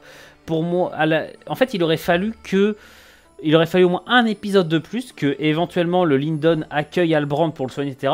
Et que Halbrand et Celebrimbor échangent pendant tout l'épisode 8. Et qu'au fur et à mesure, on se rende compte de ça. Ne serait-ce que Bah, pendant et sa juste- convalescence, en fait. Le deuxième plus grand forgeron bah, après Féanor. C'est ça, Stan. Ils en parlent dans le premier épisode d'ailleurs. Le premier C'est épisode évoqué, présente enfin, bien Celebrimbor. Moi, j'étais content au début. Le tout premier Ouais. épisode, je te disais, Le- ah, c'est son intéressant. Ouais. Par contre, dès le premier épisode, je trouvais Gil-galad en mode, c'est le cliché de roi. Oui.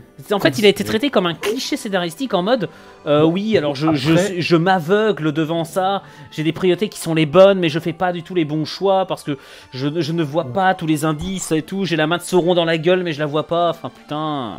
Après, les rois, c'est pas le fort de la série. Hein. On parlera peut-être des nains à un moment, mais le père du prince nain. Bah écoutez, on peut lui peut-être, aussi, en termes de rencontre, c'est un avant de sacré nous cadeau. attaquer réellement à Sauron lui-même, est-ce qu'on parlerait pas des nains? Puisque là, on Le peut parler. meilleur, c'est Alors, Grand juste avant, on Duc. peut parler peut-être du traitement qui a été fait d'Elrond. Elrond, qui est l'un des personnages où moi, je me disais, ah, franchement, après avoir vu toute la série, je me suis dit, en vrai, c'est un personnage dont je suis pas vraiment mécontent. Ouais. J'ai bien aimé le Ouais. personnage et son traitement. J'étais dubitatif sur l'acteur au début. Et ça va, il fait le job. Il fait le job. Et son intrigue est sympa, et même sa relation avec Durin est bien, je trouve. C'est la Très meilleure attachant, intrigue de la putain de série. Puisque, alors, Elrond, dans le traitement qui en est fait, c'est que c'est un jeune poète. Enfin, c'est un poète et c'est également c'est un guerrier, il me semble. Il s'est aussi battu, lui, de toute façon. Et c'est un elfe qui est plutôt utilisé en termes de diplomate par le roi Gil-galad, notamment vis-à-vis des nains. Et il a une relation très particulière avec donc Durin, le fils du roi Durin III. Donc le futur Durin IV, qui sera celui qui condamnera le royaume de Khazad-dûm aux relations avec à toutes les relations avec les elfes et les hommes. Lorsque Sauron déclenchera les gardes de l'anneau, enfin déclenchera son pouvoir et la chute de Numénor. Voilà. Alors on peut aussi parler par contre du costume dégueulasse des nains. Oui. Les gardes nains m'ont un Ça peu va. écœuré, je vous l'avoue. Et Les armures, ça va. alors, en vérité, la relation entre Durin et Elrond est réellement bien écrite, je trouve. Parce qu'au début, franchement, le premier épisode, j'étais en mode oh, c'est pas vrai. Puis au final, tu te rends compte de tout plein de. Merci, salut Pépé. J'ai envie de dire que c'est de la merde et je repars. La relation entre Elrond et Durin est intéressante, je trouve, parce qu'elle met en valeur ce qui est une vraie amitié, en plus qui est plutôt bien écrite. Puis t'as un côté assez... Enfin, j'avoue, j'ai quand même souri quand j'ai vu les enfants jouer avec les casques de leur père, tu vois. Aussi, dans le premier épisode, il me semble. Ça m'a fait sourire, tu vois. Je sais pas si c'est mon côté parent qui fait ça. Puis également, sa relation avec Disa, son épouse, qui je trouve est un personnage qui, en tout cas, m'a... J'étais pas mécontent de voir ce perso-là. J'étais un peu surpris. Pareil. Très bonne surprise. Et sur un moment, je me suis réellement demandé si c'était pas Sauron. Sur l'un des derniers épisodes, elle est en train d'inciter limite son mari à la guerre civile. Elle a les yeux à moitié rouges avec la lumière des feux. Ouais. Évidemment, dans la mise en scène, il y a rien qui est, y a rien qui, enfin comment dire, dans la mise en scène ou dans l'écriture, il y a jamais rien pour rien. Donc là, je me suis dit, il force quand même bien dessus. Il y a un plan assez resserré, hein. Et ils n'ont pas osé, non. Mais voilà, je sais pas ce que t'en penses, Nat, de toi de l'intrigue chez les nains, qui donne lieu au Mithril, notamment. Alors, dans l'ensemble, hein, moi je suis très contente du traitement qu'ils en ont fait, notamment, ne serait-ce qu'au niveau relationnel, qui était très bien écrit entre les deux, et surtout le fait qu'ils aient exploré, ne serait-ce que pour quelques minutes, le fait que le temps qui passe entre un nain et un elfe, c'est pas la même chose et c'est pas ressenti de la même manière entre les deux. Je trouvais que c'était un élément intéressant pour ajouter encore à cette amitié, au lien qu'il y a entre les deux. Donc ça, c'était très bien ajouté. De nouveau, hein, c'est pas forcément essentiel à l'intrigue, mais ça rajoute une couche de profondeur dans l'histoire, dans le lore mis en place. Donc ça, c'était agréable, rien à redire. Le traitement aussi entre le fils et son père, donc avec le roi actuel, qui est beaucoup plus méfiant, et au fil des épisodes on se rend compte que il ne l'est pas pour rien et quelque part il veut juste le bien de son peuple. Surtout que quand on connaît l'histoire de Durin 3 dans les scénarios, etc., on sait qu'il a des raisons d'être méfiant. Donc ouais. Là où Durin 4, du coup, lui, il aimerait plus jouer l'ouverture aux autres, notamment aux elfes, et ça, je pense que s'il n'était pas ami avec Elrond, je pense qu'il serait peut-être pas comme ça. Et surtout, c'est ironique quand on sait que c'est lui, comme je disais, qui va fermer le royaume de Khazad-dûm lors de la création des Anneaux de Pouvoir et de la chute de Numénor. La femme de Durin m'a beaucoup plu aussi. Au début, je savais pas trop quoi en attendre parce que je savais pas du tout comment ils allaient la présenter. Au début, je sentais le perso inutile. Hein.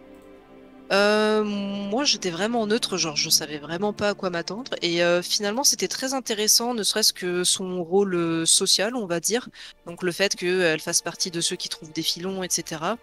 Et pour moi, ça justifie un peu justement sa réaction quand elle pousse Durin à limite renverser son père.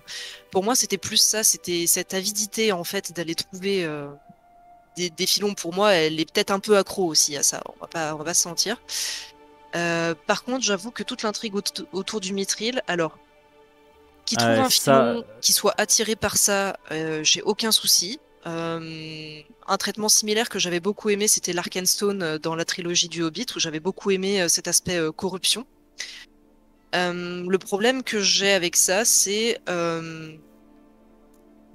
que le Mithril soit imbu du pouvoir d'un Silmaril, pourquoi pas. Alors, ouais, on peut en parler, ça, par contre, rapidement. Ouais. L'intrigue du Mithril, au début, tu te dis, ok, c'est juste un clin d'œil. C'est un clin d'œil, et c'est peut-être également une référence, peut-être... Bon, je m'attendais pas à ce qu'ils en fassent carrément le matériau principal des anneaux. Ça m'a un peu fait chier, ça, par contre. Mais par contre, qu'ils en fassent le moteur de l'une des principales intrigues, bordel de merde! C'est quoi cette légende daubée du cul? Clairement, la légende, comme quoi c'est l'essence d'un Silmaril qui s'est retrouvé au milieu d'un combat entre un elfe et un Balrog. D'ailleurs, bon, par contre, la photographie de la scène est très belle. Alors, très belle, ça fait très religieux aussi. Donc, moi, j'ai apprécié parce que ça rejoint un petit peu un côté de la personnalité de Tolkien, quand même. Par contre, bon, pour qu'un Silmaril se retrouve au milieu de tout ça, tu en viens à te demander qui est l'elfe en question. Qu'est-ce qu'il fout là? Qui sait exactement qui c'est pour avoir un Silmaril en sa possession? Parce Pourquoi que, il n'y a qu'un seul elfe qui défend le Silmaril? Voilà. Si c'est Oui. pas n'importe quel elfe qui était en possession des Silmarils, donc bref. Et pareil, le fait que ça permette de soigner les elfes. Alors moi, j'avoue que jusqu'au bout, j'ai cru à une intrigue de Sauron qui mettait ça en place pour faire croire aux elfes qu'il fallait absolument extraire du mithril et faire les anneaux avec. Alors, tu sais que je pensais comme toi au départ. Je pensais réellement que c'était un plan, et alors peut-être pour diviser les elfes et les nains encore plus. Et moi, je me disais, si c'est ça, c'est très bien trouvé, parce que ça va avec le côté manipulateur de Sauron, comme ça, il s'attire les bonnes grâces, et machin et trucs.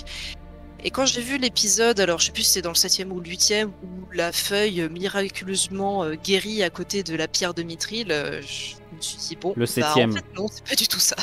Surtout que ça donne des scènes qui sont surréalistes où t'as. Enfin, quoique le dialogue entre le fils, entre Durin III et Durin était assez belle, je trouve. Surtout que ça finit quand même sur la destitution en tant qu'héritier de Durin. Fait ah ouais, quand même. Alors pourtant, il a des arguments qui se valent. Ça donne des. En fait, ça oriente l'intrigue sur quelque chose qui est beaucoup moins intéressant. Ah, c'est ça. C'est trop facile en fait. C'est voilà, c'est de l'écriture pas paresseuse, mais tu te dis que c'est bourré de clichés.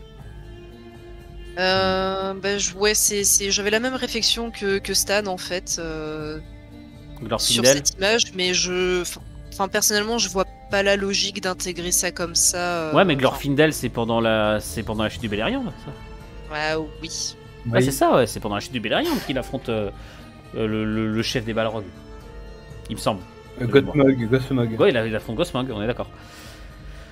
D'ailleurs, donc voilà, le mithril, on est d'accord tous pour dire que c'était pas une intrigue à mettre dans la série.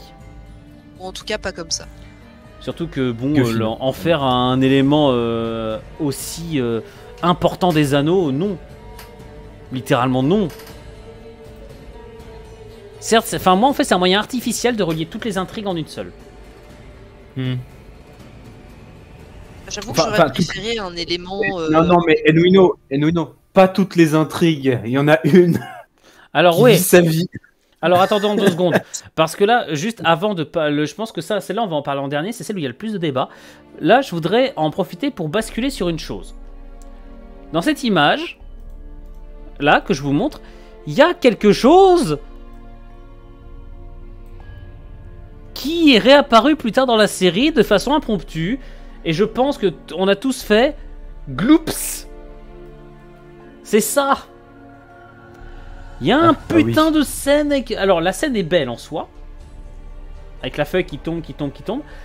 Par contre, bordel de merde, vous n'allez pas faire en sorte que le Balrog s'éveille maintenant. J'aime pas les feuilles qui ont laissé tomber les déchets dans ma caverne.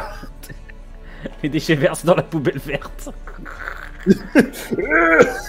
Ouais, c'est surtout mais c'est littéralement ça. Intérêt à le balancer maintenant. Pour moi, c'est quelque chose que tu balances en fin de saison, en post-crédit si tu veux, mais surtout que encore le Seigneur des Anneaux n'avait pas enfin, la plupart des personnages n'avaient même aucune idée de ce qu'était un Balrog.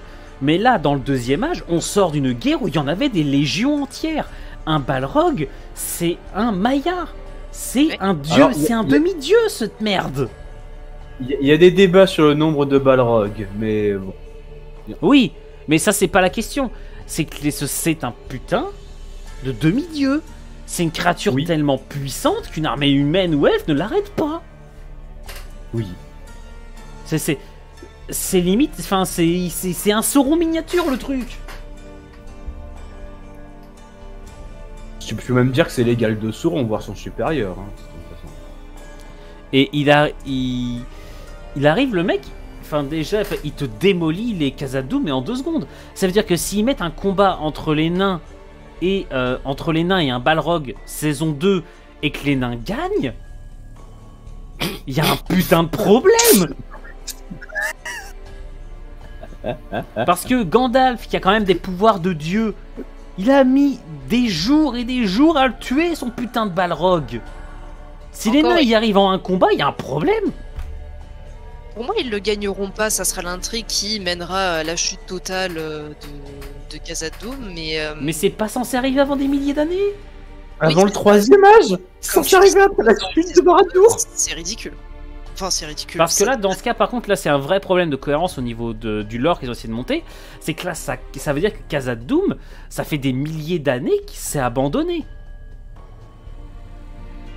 Alors que non, c'est pas censé être le cas.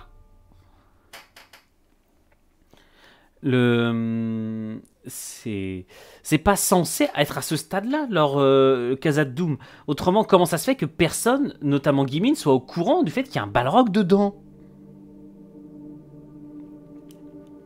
Ah ça, grand mystère scénaristique, hein, c'est... Donc C'est voilà, ça, ça par contre, énorme déception de la série. Je me suis dit, il faut pas qu'ils jouent cette carte, merde, ils l'ont joué. Mais ça me permet donc d'en revenir aux antagonistes de la série. On peut juste faire un petit aparté là-dessus. Déjà, je suis, pour ma part, assez content des orques. Les orques, en vérité, on est à une époque où ils ne sont plus du tout une puissance phénoménale. Ils essaient de survivre sous terre, dans des cavernes, etc. J'ai bien aimé le fait qu'ils essaient à tout prix de se protéger à la lumière du soleil, quitte à ce que tous les visuels qu'on a d'eux, c'est comme ça. Y compris leurs environnements. Je suis d'accord. Leur costume était très bien fait, très bien trouvé. Le fait qu'ils vivent aussi dans des endroits qui sont couverts. Et même toute l'histoire autour d'eux, en fait, était ultra intéressante. Alors, c'est là qu'on peut parler du personnage d'Adar, qui est... Oui. Alors là, permettez-moi de le dire, là, ils ont eu une putain d'idée. Là, Oui. c'est une vraie idée d'écriture, qui en plus est bien amenée et menée jusqu'au bout. Ils sont allés jusqu'au bout pour une fois. Adar, donc pour ceux qui n'auraient pas trop suivi, c'est donc un elfe corrompu par Sauron, puisque dans la légende qui autour de la création des orques, ça serait des orques rendus difformes par les tortures de Morgoth. C'est Dans les un représentant de dans tout c'est un le monde. représentant de ce que j'ai compris, c'est un représentant de la première génération des orques tels qu'ils ont été créés par Melkor. C'est ça, avant qu'ils ne deviennent ces monstres, cette nouvelle espèce carrément. Lui, c'est l'entre-deux. Et c'est un elfe qui lui-même dit il n'est plus un elfe, il est un Uruk. Déjà, ça fait plaisir de voir le terme Uruk réutilisé réellement pour ce qu'il est dans le lore. Bon point pour les showrunners. Puisque normalement, les Uruk, c'est une race d'orques, comme les gobelins, il n'y a pas de différence. Et là, le fait qu'il se considère lui-même comme un Uruk, qu'ils le disent, il dit nous, je trouve ça hyper intéressant, surtout que ça développe l'univers autour. Et dans ce cas, ça veut dire qu'ils sont vraiment partis dans ce délire-là. Les orques sont des elfes difformes, à la base, comme lui. Et c'est là que je trouve qu'on a le meilleur dialogue de la série entre Galadriel et lui. Surtout qu'il y a une très belle référence au miroir de Galadriel. En plus. Et bien tourné. La réplique est belle. Bah, il me semble que c'est toi, Nat, qui avait apprécié également beaucoup le personnage d'Adar. Moi, ce que j'ai beaucoup aimé autour de lui, c'est que... Alors déjà, c'est un personnage tout à fait nouveau, original, créé pour la série. Très bien amené, très bien inséré dans l'univers. Encore une fois, ça fait partie de ces personnages où on n'en parle pas dans les récits de Tolkien. Pour autant, à aucun moment ça n'empêche qu'ils aient existé, et les actions que lui il mène, ça change pas le lore de manière générale, ça s'inscrit dedans de manière très correcte. Parce qu'on peut que imaginer ce qui va lui arriver par la suite, que malheureusement, oui, les orques gagneront le Mordor, mais pas en étant libres comme lui l'aurait souhaité.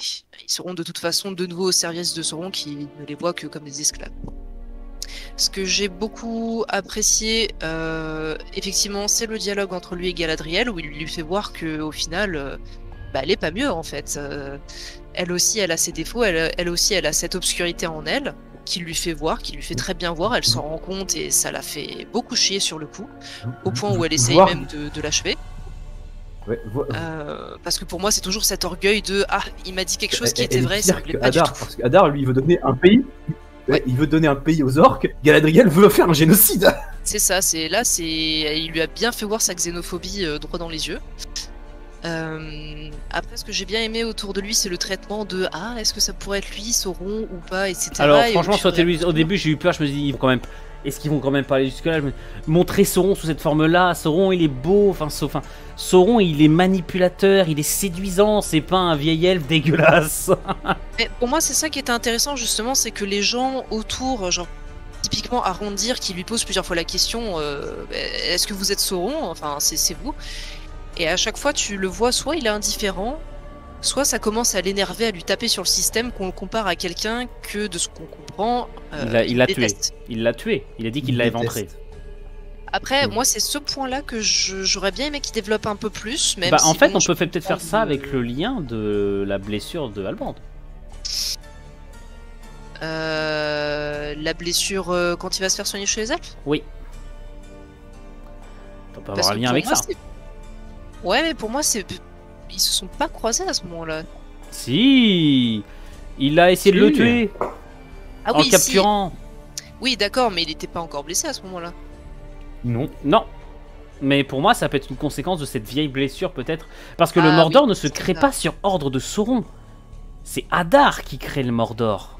Ah, bien sûr, mais Oui. encore une fois, on peut y voir de la manipulation de Sauron, ou en tout cas des vestiges de manipulation. Peut-être, un plan de secours. Enfin, lui, ça lui arrange bien son pouvoir. D'ailleurs, ce que j'ai beaucoup aimé sur Hadar, c'est le côté réellement violent qui perd pas le temps. Genre, il commence directement à exécuter des villageois pour les forcer à se rendre. Me suis dit, ah, ils osent quand même aller jusque-là. Donc c'est cool. Ils osent également se battre. Enfin, la scène où les villageois viennent essayer de se soumettre à lui. Et oui, il leur donne au vieux de tuer le gosse là. Cette scène, elle est forte en ce qui concerne l'évolution du personnage d'Hadar. Moi, c'est une scène réellement que je trouvais bien faite. La tension monte et tout, et tu réalises qu'on est en train de lui demander, et tu fais oh, c'est chaud. Un peu. Ouais, mais après, c'est le personnage en fait qui sait que s'il veut obtenir quelque chose, vu sa position et la manière dont ses pairs sont traités, il sait très bien qu'en étant gentil, il n'arrivera jamais à obtenir ce qu'il veut. Même si c'est quelque chose qui pourrait être considéré comme légitime, parce qu'au final, oui, les orques sont considérés comme mauvais, mais au final, est-ce qu'ils n'ont pas aussi le droit, eux aussi, de vivre sur un petit lopin de terre, vivre leur vie tranquille si c'est ce qu'ils veulent? Parce qu'apparemment, moi, de ce que je comprends, Hadar, il veut juste le Mordor et après le reste, il s'en fout. Il veut pas partir à la conquête du reste. En fait, il veut créer un endroit où les orques seront à l'abri de la lumière du soleil. Et voilà. tu comprends réellement que la lumière du soleil, c'est la lumière du soleil, c'est un enjeu déterminant dans le scénario des Terres du Sud. Donc ok, bah écoute, moi je suis d'accord avec ça. Donc on peut aussi parler de on peut vite fait mentionner cette scène qui est ce qu'on mentionnait tout à l'heure, la montagne du Saint qui s'éveille, l'Orodruin qui s'éveille et qui je trouve pour moi était une scène qui était très belle. Voilà, je la mentionne juste comme ça. Une très belle réutilisation aussi des souterrains qui finalement prennent un tout autre sens. Oui. En fait, ça veut dire que ça faisait Oui, très longtemps c'est qu'ils vrai. préparaient ça. C'est ça. Alors, on peut juste parler aussi de ce plan de merde. À la fin de l'épisode 6, le plan d'annonce le plus mou qui existe. Je vois lequel c'est. Avant même que tu l'affiches. Ah oui, celui-là, mais.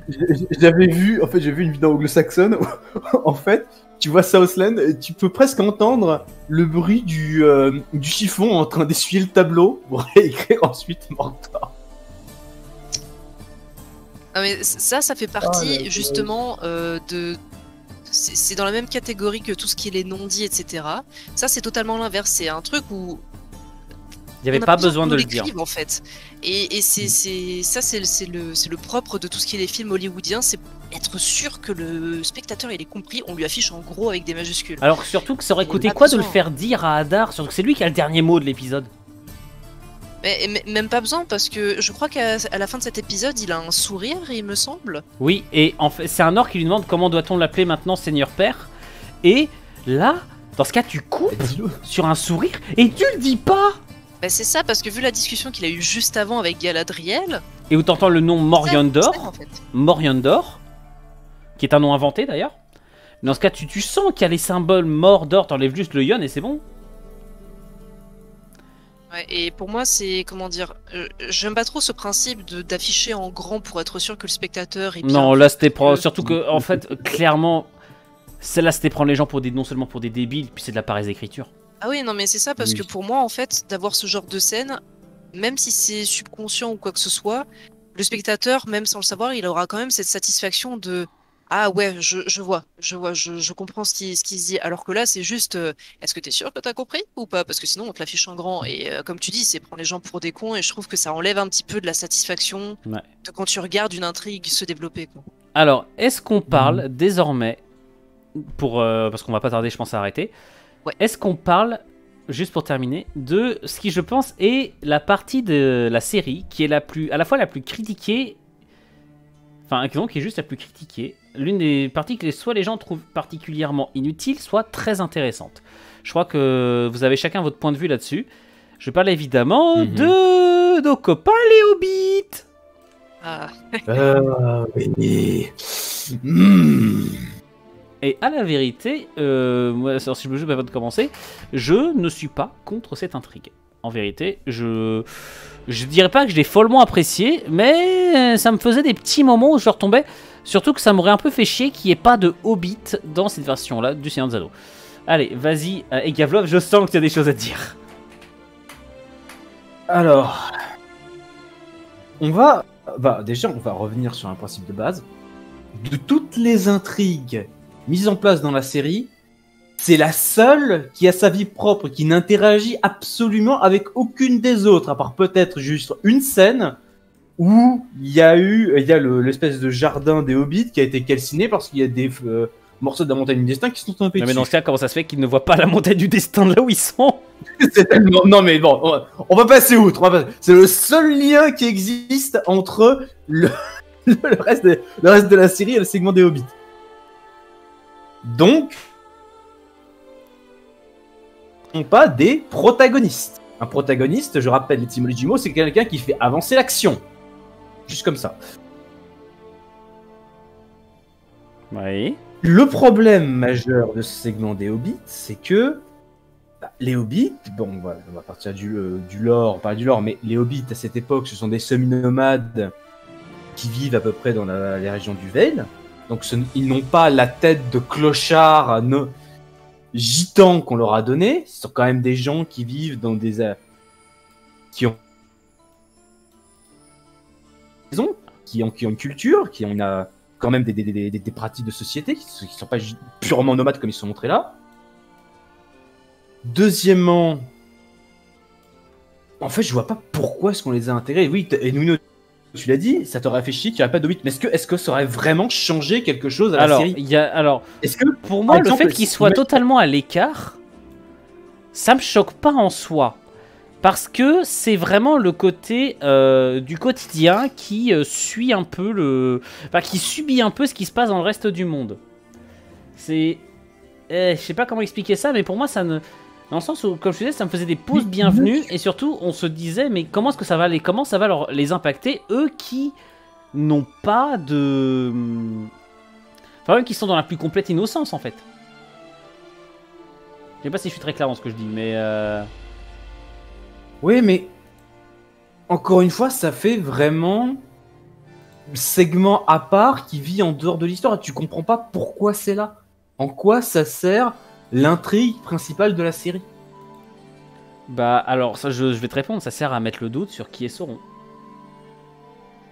Mais là, bon, là, j'ai déjà dit, on en a discuté avant le début du live, bon, je vais le redire, je comprends l'idée d'essayer de faire une espèce de chasse à l'homme entre plusieurs personnages pour savoir qui est Sauron, mais je trouve que ça a été mal exécuté. Et l'effet principal, c'est que ça diminue l'image de Sauron comme méchant. Parce que la révélation sur qui est Sauron est beaucoup plus tardive et t'as juste l'impression que Sauron il a été baladé d'un bout à l'autre de la Terre du Milieu par Galadriel et qu'au final il s'est trouvé au bon endroit au bon moment et qu'il a lancé le processus de la création des autres pouvoirs. En tout cas, c'est comme ça que je l'ai ressenti. Nat, est-ce que tu as un avis sur la question? Oui, et ça rejoint un peu de vos deux discours, dans le sens où moi, les Hobbits, ça a toujours été mes personnages préférés dans l'univers Tolkien, surtout dans la trilogie des films. J'aime beaucoup l'ambiance tout autour des Hobbits. Et là, ça m'a un peu rappelé ça. Le fait notamment qu'il y ait des parties où ils chantent, où c'est très communautaire. Voilà, ça rappelle un peu genre cette légèreté des Hobbits. Dans les personnages des Hobbits, c'est surtout Poppy qui m'a beaucoup. Je m'y suis beaucoup attachée parce que mine de rien, ça faisait un peu le Sam Gamgee de la série, on va pas se mentir. Ils sont tous très attachants. J'aime beaucoup le fait que, comme tu dis, ce soit un petit peu détaché, qu'ils subissent ce qui leur arrive dessus du monde extérieur, alors que eux, ils sont juste en train de faire leur vie. Mon problème, c'est le même que Si pour je peux me Eaglebuff, permettre, c'est juste que il n'y a pas vraiment de lien en fait, il y a pas vraiment de choses qui les relient à l'intrigue principale, si ce n'est, comme tu dis, le doute sur qui est Sauron, qui au final, enfin même ça n'a pas trop lieu d'être, je trouve. Par contre, on est juste pour revenir, je me permets d'intervenir sur les personnes. Vas-y. On est d'accord que Nori est un aimant en merde qui prend quasiment systématiquement des mauvaises décisions. Oui. Alors, on peut juste parler du fait que l'étranger... donc, alors, l'étranger en soi, on est beaucoup à penser, l'une des principales théories, c'est que c'est Gandalf. On n'a pas envie que ce soit Gandalf. Non, mais non, je te rappelle qu'ils n'ont pas les droits, c'est Gandulf. C'est Gandulf, le magicien. Non, ils ont acheté le droit du Seigneur des Anneaux, ils ont le droit d'utiliser son nom. C'est Enatar pour Sauron qui n'ont pas le droit. On a donc cette image-là de quand il arrive, qui est l'œil. Donc au départ, on est plusieurs certainement à s'être dit, c'est quand même pas Sauron qui pop au milieu d'un groupe de hobbits. Bon, en soi, alors en soi, ça aurait pu être super intelligent comme écriture. Surtout qu'à cette époque-là, Sauron est sans doute dans sa période de rédemption. Ça dépend comment ils l'ont écrit. Sauron aurait pu être dans sa période de rédemption où il se dit maintenant que je n'ai pas à... Maintenant que je n'ai plus à servir Morgoth, est-ce que je ne ferai pas le bien? Il y a une période comme ça où Tolkien dit clairement qu'il est dans l'indécision quant à ce qu'il va faire plus tard. Mais c'est évoqué dans le dialogue Albarad-Galadriel sur l'épisode 8. Oui, c'est justement, c'est évoqué. Mais c'est pour ça que ça aurait pu être intéressant de l'avoir avec les hobbits. Ça aurait été intéressant, mais d'un autre côté, comment dire, le fait que ce ne soit pas le cas, moi ce qui m'embête un peu, c'est que, quitte à faire que ce soit un des mages qui arrive en Terre du Milieu et qui doit aller au pays de Rhûn, pourquoi pas? Mais pour moi, du coup, ça aurait dû être une intrigue qui se passe en saison 2, à la limite. Ouais. Vu que c'est pas entièrement lié à ce qui se passe en saison 1. Et que Sauron, en fait, c'est au moment où Sauron commence à reprendre ses activités. Là, t'as un Voilà. mystérieux qui arrive pour le combattre. Et le problème aussi, c'est que même en saison 2, ouais, si, en saison 2, bon, il va reprendre un petit peu des souvenirs de qui il est vraiment, etc. Donc il va pouvoir peut-être se mêler aux autres personnages de l'intrigue, donc ça je dis pas. Mais en saison 1, je trouvais que c'était... Enfin, les passages avec les hobbits et l'étranger étaient très intéressants, mais peut-être trop nombreux. Et ce que j'ai trouvé très bancal aussi, c'est le traitement des 3 Sorcières. oracles, sorcières, je sais pas trop ce qu'elles sont. Parce que pour moi déjà, dans le lore, je sais pas trop à quoi elles pourraient s'apparenter, honnêtement. Et si ce sont des personnages originaux, je trouve que ça colle pas avec l'univers. Et surtout, pourquoi est-ce qu'elle croit que c'est Sauron? Ils sont même pas capables de reconnaître leur maître. Ça aussi, c'est un point qui m'a dérangé. Le seul truc qui pourrait expliquer, c'est que l'étranger et Sauron seraient tous les deux arrivés à peu près à la même période et par le même moyen de transport, entre guillemets, et que du coup elles se soient trompées de météore. Mais dans ce cas-là, pourquoi il y en aurait que 2? Où sont les autres mages en fait? Ou alors c'est un Istari en personnage original, c'est possible aussi. C'est possible alors, aussi. un truc qui serait intéressant, c'est le fait qu'il ne soit jamais nommé. S'ils ont l'intelligence de ne jamais le nommer de la série, ça peut être... Là, ça peut être cool. S'ils ont l'intelligence de ne jamais dire un nom, de lui jamais donner un nom à ce perso. Oui, moi, mais dans ce cas, pourquoi est-ce qu'il y en aurait que 2? Tu vois ce que je veux dire? Mais par contre, alors en vrai, autant j'aime bien le perso de l'étranger, par contre j'ai pas aimé l'entendre parler à la fin. Je trouvais que c'était bien quand il parlait pas. Je trouvais le jeu beaucoup plus sympathique quand il ne parlait pas. Ah bah c'est lié au fait qu'il soit contraint, entre guillemets, de retrouver un petit peu de sa mémoire par les trois... Oui, mais tu vois, j'aimais bien le côté où il ne parle pas. Par exemple, Oui, juste le combat contre les magiciennes. Le fait qu'il ne parle, le fait de ne pas l'entendre parler pendant le combat et le moment où il dit, tu sais, le moment où il dit je suis bon à la fin, bah non, en fait, le fait qu'il se soit juste dans son expression faciale, qu'on voit qu'il a décidé de se battre, en fait. Ça aurait été plus intriguant et mieux écrit, je trouve, de ne pas le faire parler.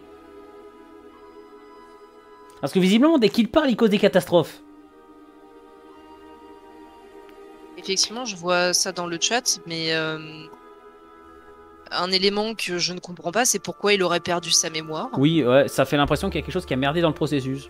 Parce que dans ce cas-là, pourquoi est-ce que Sauron, le vrai, entre guillemets, n'a pas aussi perdu la mémoire? Ou alors est-ce qu'il l'a retrouvé plus vite que l'étranger? Mais je trouverais ça un petit peu... Ou alors j'ai vu une théorie au départ, mais qui a été vite abandonnée, genre putain c'est Morgoth qui revient du vide. Ah, bon bah alors dans ce cas, bon courage Nori. Non mais c'est surtout que... Non mais on va se calmer, Morgoth...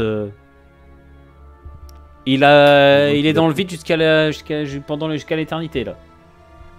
Jusqu'à la fin des temps, littéralement. Voilà, il ne reviendra jamais, Morgoth. Et s'il revient, Sauron à côté, c'est du pipi de chat. Donc, donc ok. Bah écoutez, je crois en tout cas, on a 3 points de vue donc, sur la Cénobite, mais on se rejoint sur le fait que c'était trop peut-être important. Oui, ça prenait trop de place. Trop de place pour pas assez de choses racontées. C'est ça. Et donc, on peut peut-être... alors, est-ce que vous avez des choses à rajouter sur la série ? Ah oui, si, bah si. On peut pas en parler. Sauron. Quand même, c'est un peu con qu'on n'en parle pas. On va terminer sur lui. Halbrand.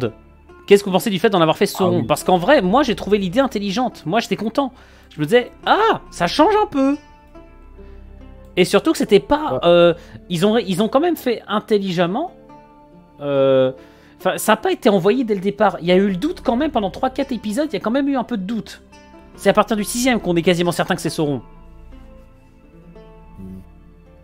Et dans le 7ème, c'est quasiment certain. Dans le 7ème, c'est sûr et certain.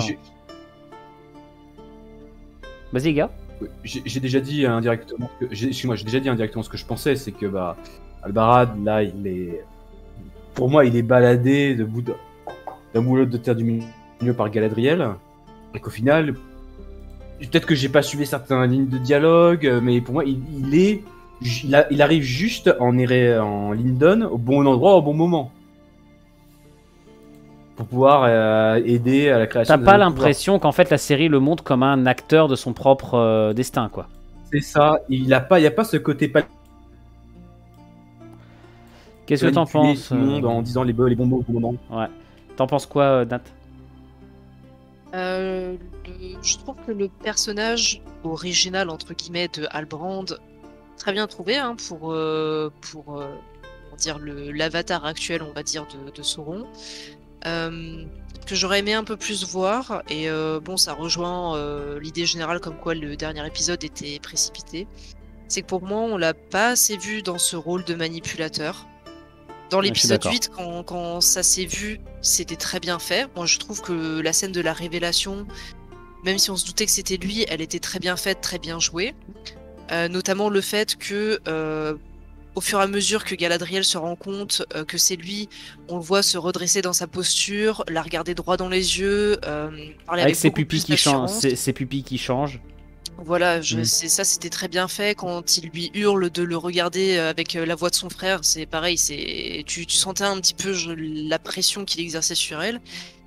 Mais de nouveau, je trouve que c'était trop précipité. Pas assez de sets de manipulation et moi aussi ce que j'espérais voir, mais c'était plus un avis personnel, c'est que Sauron il a de multiples visages qu'il utilise pour manipuler à droite à gauche, et c'est vrai que peut-être si ça avait été étalé sur plus d'épisodes ou sur même 2 saisons au lieu d'une seule, d'avoir un peu plus de suspects en fait. Ouais. Que juste lui, l'étranger et Hadar au tout début. Et je t'avoue que j'aurais bien aimé un moment le voir sous sa véritable forme de Maillard, le voir avec ce colosse armuré. J'aurais bien aimé le voir en fait. Mais c'était également bien de le voir suggéré dans le reflet de l'eau. Soit étant passant, on dit Maya, on dit pas. Maya, c'est le nom du youtubeur. Ouais, oui, non, mais je dis, je sais pas. On dit Maya, effectivement. Ok, donc pour moi, ça me va. Alors, quand même, on va peut-être quand même mentionner quelques points positifs de la série, parce qu'on a beaucoup tapé dessus. Nat, tu voulais mentionner, toi, la photographie de l'épisode, la photographie de la série, qui, c'est vrai, Oui. on peut le dire, est plutôt belle.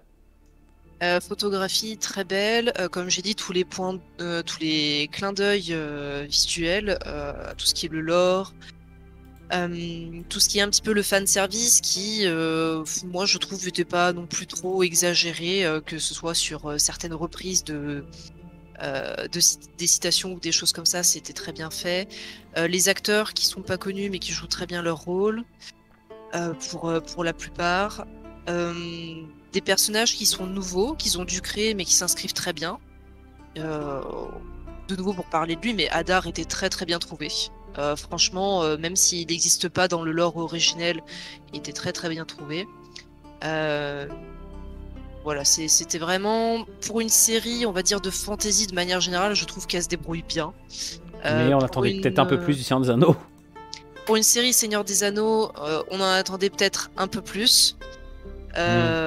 Après voilà, malheureusement c'est comme avec certains films Marvel qui sont sortis récemment, il faut y aller en baissant un petit peu ses attentes parce que sinon on en attend trop, on a un peu trop d'attentes et de demandes et malheureusement on peut pas être toujours satisfait parce qu'on a une vision différente des gens qui créent la série malgré tout le respect de l'œuvre qu'ils veulent mettre dedans et qu'ils arrivent à mettre dedans malgré tout. Ce sera jamais à 100% satisfaisant pour tout le monde. Allez, Gabloff, est-ce que tu as peut-être au moins un point positif à accorder à la série? Elle est belle. Parfaitement, elle est belle. Non, mais il y a une belle patte graphique, il y a des beaux décors, il y a des détails, par exemple, un truc qui a été soulevé dans Casado. Alors, Gavlov, ton micro Tu vient vois encore comment sauter. est-ce que les nains cultivent... Putain, mais ça, c'est mon internet ce soir, il fait des siennes. Tu disais dans Casadome, on voit comment les nains cultivent. Comment ils cultivent leur nourriture, tout simplement, en redirigeant la lumière du soleil à travers des miroirs. Ah, des petits soucis du détail dans les petites scènes. Bah, Ouais, quand, non, mais les décors sont beaux. Il y a... Bon, les armures, c'est une autre histoire, mais non, mais il y a une patte graphique. Mais je trouve que le gros défaut, le talon d'Achille de la série, c'est son écriture. Bah écoute, moi dans les points positifs que je pourrais donner, donc effectivement, bon, je vais le redire, il y a la patte graphique, mais il y a également le côté où j'ai vraiment, je peux même après tout ce qu'on vient de dire, après quand même lui avoir quand même pas mal craché dessus, je ne peux quand même pas dire que j'ai passé un mauvais moment et que je la re-regarderai jamais cette série. Parce qu'elle a quand même quelque chose, j'étais quand même content d'aller en Terre du Milieu une fois par semaine, j'ai quand même envie de voir une saison 2, l'intrigue est quand même intéressante. Je me suis quand même attaché à certains des personnages. J'ai très envie de voir ce que va devenir Hadar. Et elle a quand même réussi à me donner envie de revenir en Terre du Milieu. J'ai envie de recommencer à lire Le Seigneur des Anneaux. J'ai envie de me remater les films que je connais pourtant par cœur. Et donc ça me saoule très vite de les regarder. Mais je me dis, allez, j'ai envie de me les remater. Et c'est un exploit pour moi. C'est un exploit d'un salon que je ne regarde plus de films. Donc ça m'a donné envie de me replonger là-dedans, de me remettre à écrire là-dedans, et clairement déjà c'est un point génial. Donc en plus ça a pu donner envie à des gens de découvrir l'univers de Seigneur des Anneaux, combo gagnant. Donc bah écoutez, alors juste effectivement on me parlait de 2-3 choses dans le chat, c'était Celeborn, son rôle extrêmement important.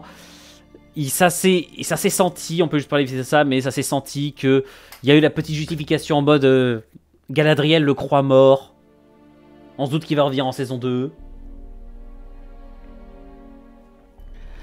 Et ça, je veux bien, mais je trouvais que la manière dont il était introduit était un peu étrange. Ouais, on est d'accord. Un peu balancé comme ça. Il y a plein de fois où, quand on lui demande ce que Sauron lui a appris, elle parle de son frère à tout bout de champ, mais jamais elle mentionne Celeborn.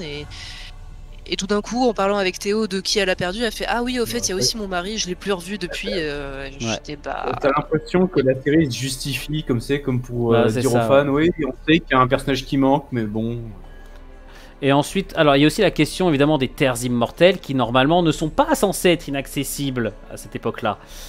C'est lors de la chute de Numénor que la fracture se consomme littéralement et que les terres immortelles vont s'éloigner de plus en plus de la Terre du Milieu. Et là, dans la série, c'est un peu traité, comme le disait Galov, comme le paradis.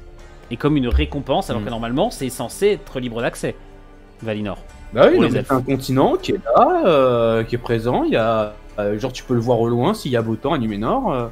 C'est quelque chose de tangible, hein. C'est pas une espèce de paradis céleste avec la lumière au bout du tunnel et les anges qui commencent à chanter. Ouais.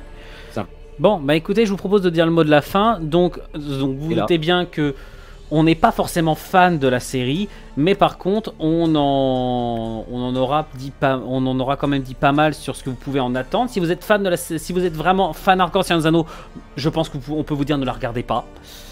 Vous allez vous faire du mal. Si vous n'y connaissez rien, ça peut être une bonne introduction au film de Peter Jackson, notamment, et ensuite peut-être à la lecture. Alors, faut être motivé du Seigneur des Anneaux. Lisez d'abord le Hobbit, c'est une bonne introduction. Le Hobbit est une excellente introduction. Les films un peu moins, le livre oui. Et puis on peut dire que c'est une série qui a quand même de belles choses, qui a tenté de partir sur une bonne intention. Moi qui ai détesté The Witcher, tant pour son intention que pour sa réalisation, là je trouve que les showrunners ont quand même tenté de respecter en partie le matériau de base. Ils ont essayé d'en garder au moins la substance, sans trop le dénaturer. Pour un premier projet de cette envergure pour les showrunners, parce que comme on l'a dit plus tôt, avant c'était un peu des inconnus au bataillon, pour un premier projet d'envergure, je trouve qu'ils se sont très bien débrouillés. Même si c'est vrai que peut-être que si on avait eu des personnes un peu plus connues à la tête de ce projet, peut-être, on sait pas, qui sait qu'on aurait eu quelque chose d'un peu mieux, un peu plus quali, peut-être au contraire, quelqu'un qui se serait complètement planté sur la manière de faire. Mais il faut pas oublier aussi la pression qu'on a quand on gère ça. Voilà, je trouve que pour un premier grand projet, ils se sont très bien débrouillés. On peut leur reprocher pas mal de choses. Notamment parce que si on a le côté on connaît la cohérence de l'univers. Après, faut pas oublier qu'il s'agit d'une adaptation. Ils ont fait leur choix, on doit faire avec. Ils sont libres de créer ce qu'ils veulent. Ils ont les droits de certaines choses. Ils ont fait avec. Ils nous ont proposé une chose, on n'est pas forcément obligé d'en être d'accord avec ça. Mais ça. Après, je suis pas tout à fait d'accord avec ça. C'est un peu comme Star Wars. Tu sais que tu entres dans un univers établi et que c'est toi qui dois te conformer à ces règles et pas l'inverse. Mais ils en ont. Alors pour moi, ils n'ont pas transgressé tant de règles que ça. C'est la chronologie qui est bousculée. Mais dans les règles fondamentales de l'univers, ils en ont pas vraiment transgressé pour moi. Tu sais que tu vas être attendu au tournant par des gens qui vont te prendre sur certains détails. Mais le problème, c'est que tu auras toujours le cas. Quoi que tu fasses, tu auras... Star Wars, c'est un autre en plus délire, c'est qu'ils niquent la cohérence même de l'univers. C'est un autre délire, ça. Ils vont beaucoup plus loin dans le démontage. Là, ils ont... Par rapport à la post-logie Star Wars, là, je trouve quand même qu'on a une série qui essaye de garder au moins la substance de l'univers dans lequel elle s'inscrit. Elle bouscule un peu l'univers, les règles, effectivement. Enfin, pas les règles, mais elle en bouscule un peu. Ouais. Non, mais tu vois ce que je veux dire, c'est que elle bouscule la chronologie, elle fait sa propre cohérence, mais elle essaye quand même de garder la substance de base de l'univers dans lequel elle s'inscrit. Elle ne bousille pas tout en disant la force maintenant c'est de la magie. Non. Ils se sont quand même, je trouve qu'il y a, on sent quand même peut-être un respect pour l'œuvre de base. Je trouve quand même. Je vais pas leur reprocher ça. Oui, c'est vrai que par exemple, il y a un aspect de l'œuvre que moi j'ai pas retrouvé dans Star Wars 8 par exemple. Voilà. Sur Star Wars. Est-ce qu'en mot de la fin, vous avez quelque chose à dire? Et puis hasard, écoute, on a chacun le droit d'avoir son avis. Et je m'en bats les steaks. Non, mais effectivement, moi je trouve aussi que... Encore heureux que tu aies le droit d'avoir ton avis. Comme toute série et comme tout film, au final, pour moi, c'est quelque chose qui a du potentiel. Il y a eu des ratés, mais dans l'ensemble, je trouve que ça a énormément de potentiel. C'est sur un univers qui est beaucoup aimé, donc oui, ils sont attendus au tournant, mais voilà, je pense que à partir de cette saison-là, pour moi, ils ne peuvent que s'améliorer. Et s'ils ne le font pas, à ce moment-là, j'ai envie de dire, ça sera l'échec le plus retentissant possible, je pense. Voilà, et ce sera dommage pour eux, mais voilà, pour moi, tu ne peux que t'améliorer en partant de ça. Si c'est pas le cas, c'est qu'il y a un problème au niveau de l'organisation. Après, tout ce que je leur souhaite et tout ce que j'espère, c'est que comme à une époque, il y a eu de grandes critiques sur la trilogie des films, et qu'au fur et à mesure, ça s'est calmé et les gens maintenant apprécient beaucoup la trilogie originale. Je parle pas du Hobbit parce que c'est encore un peu plus récent, mais la trilogie originale. Et je pense que la série potentiellement aura le même traitement que actuellement elle est critiquée par tout ce qui est les fans, on va dire hardcore qui suivent vraiment le lore, mais qu'au fur et à mesure du temps, ça va un petit peu s'adoucir et qu'au final, on se dira bon bah avec du recul, finalement, c'était vraiment pas si mal que ça, quoi. Voilà, en tout cas, moi, c'est le sentiment que j'ai sur cette série. Et s'il se foire sur les saisons suivantes, bah écoutez, au moins on aura eu une tentative de nouveau projet sur un univers qu'on aime beaucoup. Et au moins on aura eu cette chance, quoi. Ok. Merci Nat. Et Gavlov? Pareil, j'en attends pas grand chose. S'ils ont une deuxième saison et si elle est bonne, bah tant mieux, sinon bah. Elle sera juste oubliée, et de toute façon on pourra toujours se rabattre. Se rabattre sur. Pour retrouver un peu de terre du milieu. Sur les films, pour retrouver un peu de terre du milieu. Et ça reste de la merde en écriture. Alors, niveau écriture, alors, on en a débattu. Il y a beaucoup de mauvais, mais il y a également quelques petites choses de bonnes. Mais on est d'accord que ça aurait pu être mieux en termes d'écriture, effectivement. Bon, bah écoutez, merci à vous deux. J'espère quand même que ça vous a plu de faire ces petites critiques en ma compagnie. Et bah écoutez, je vous souhaite à tous une bonne soirée et je vous dis à vendredi pour le prochain épisode de Ciel Mortel. Bonsoir tout le monde. Salut. Salut.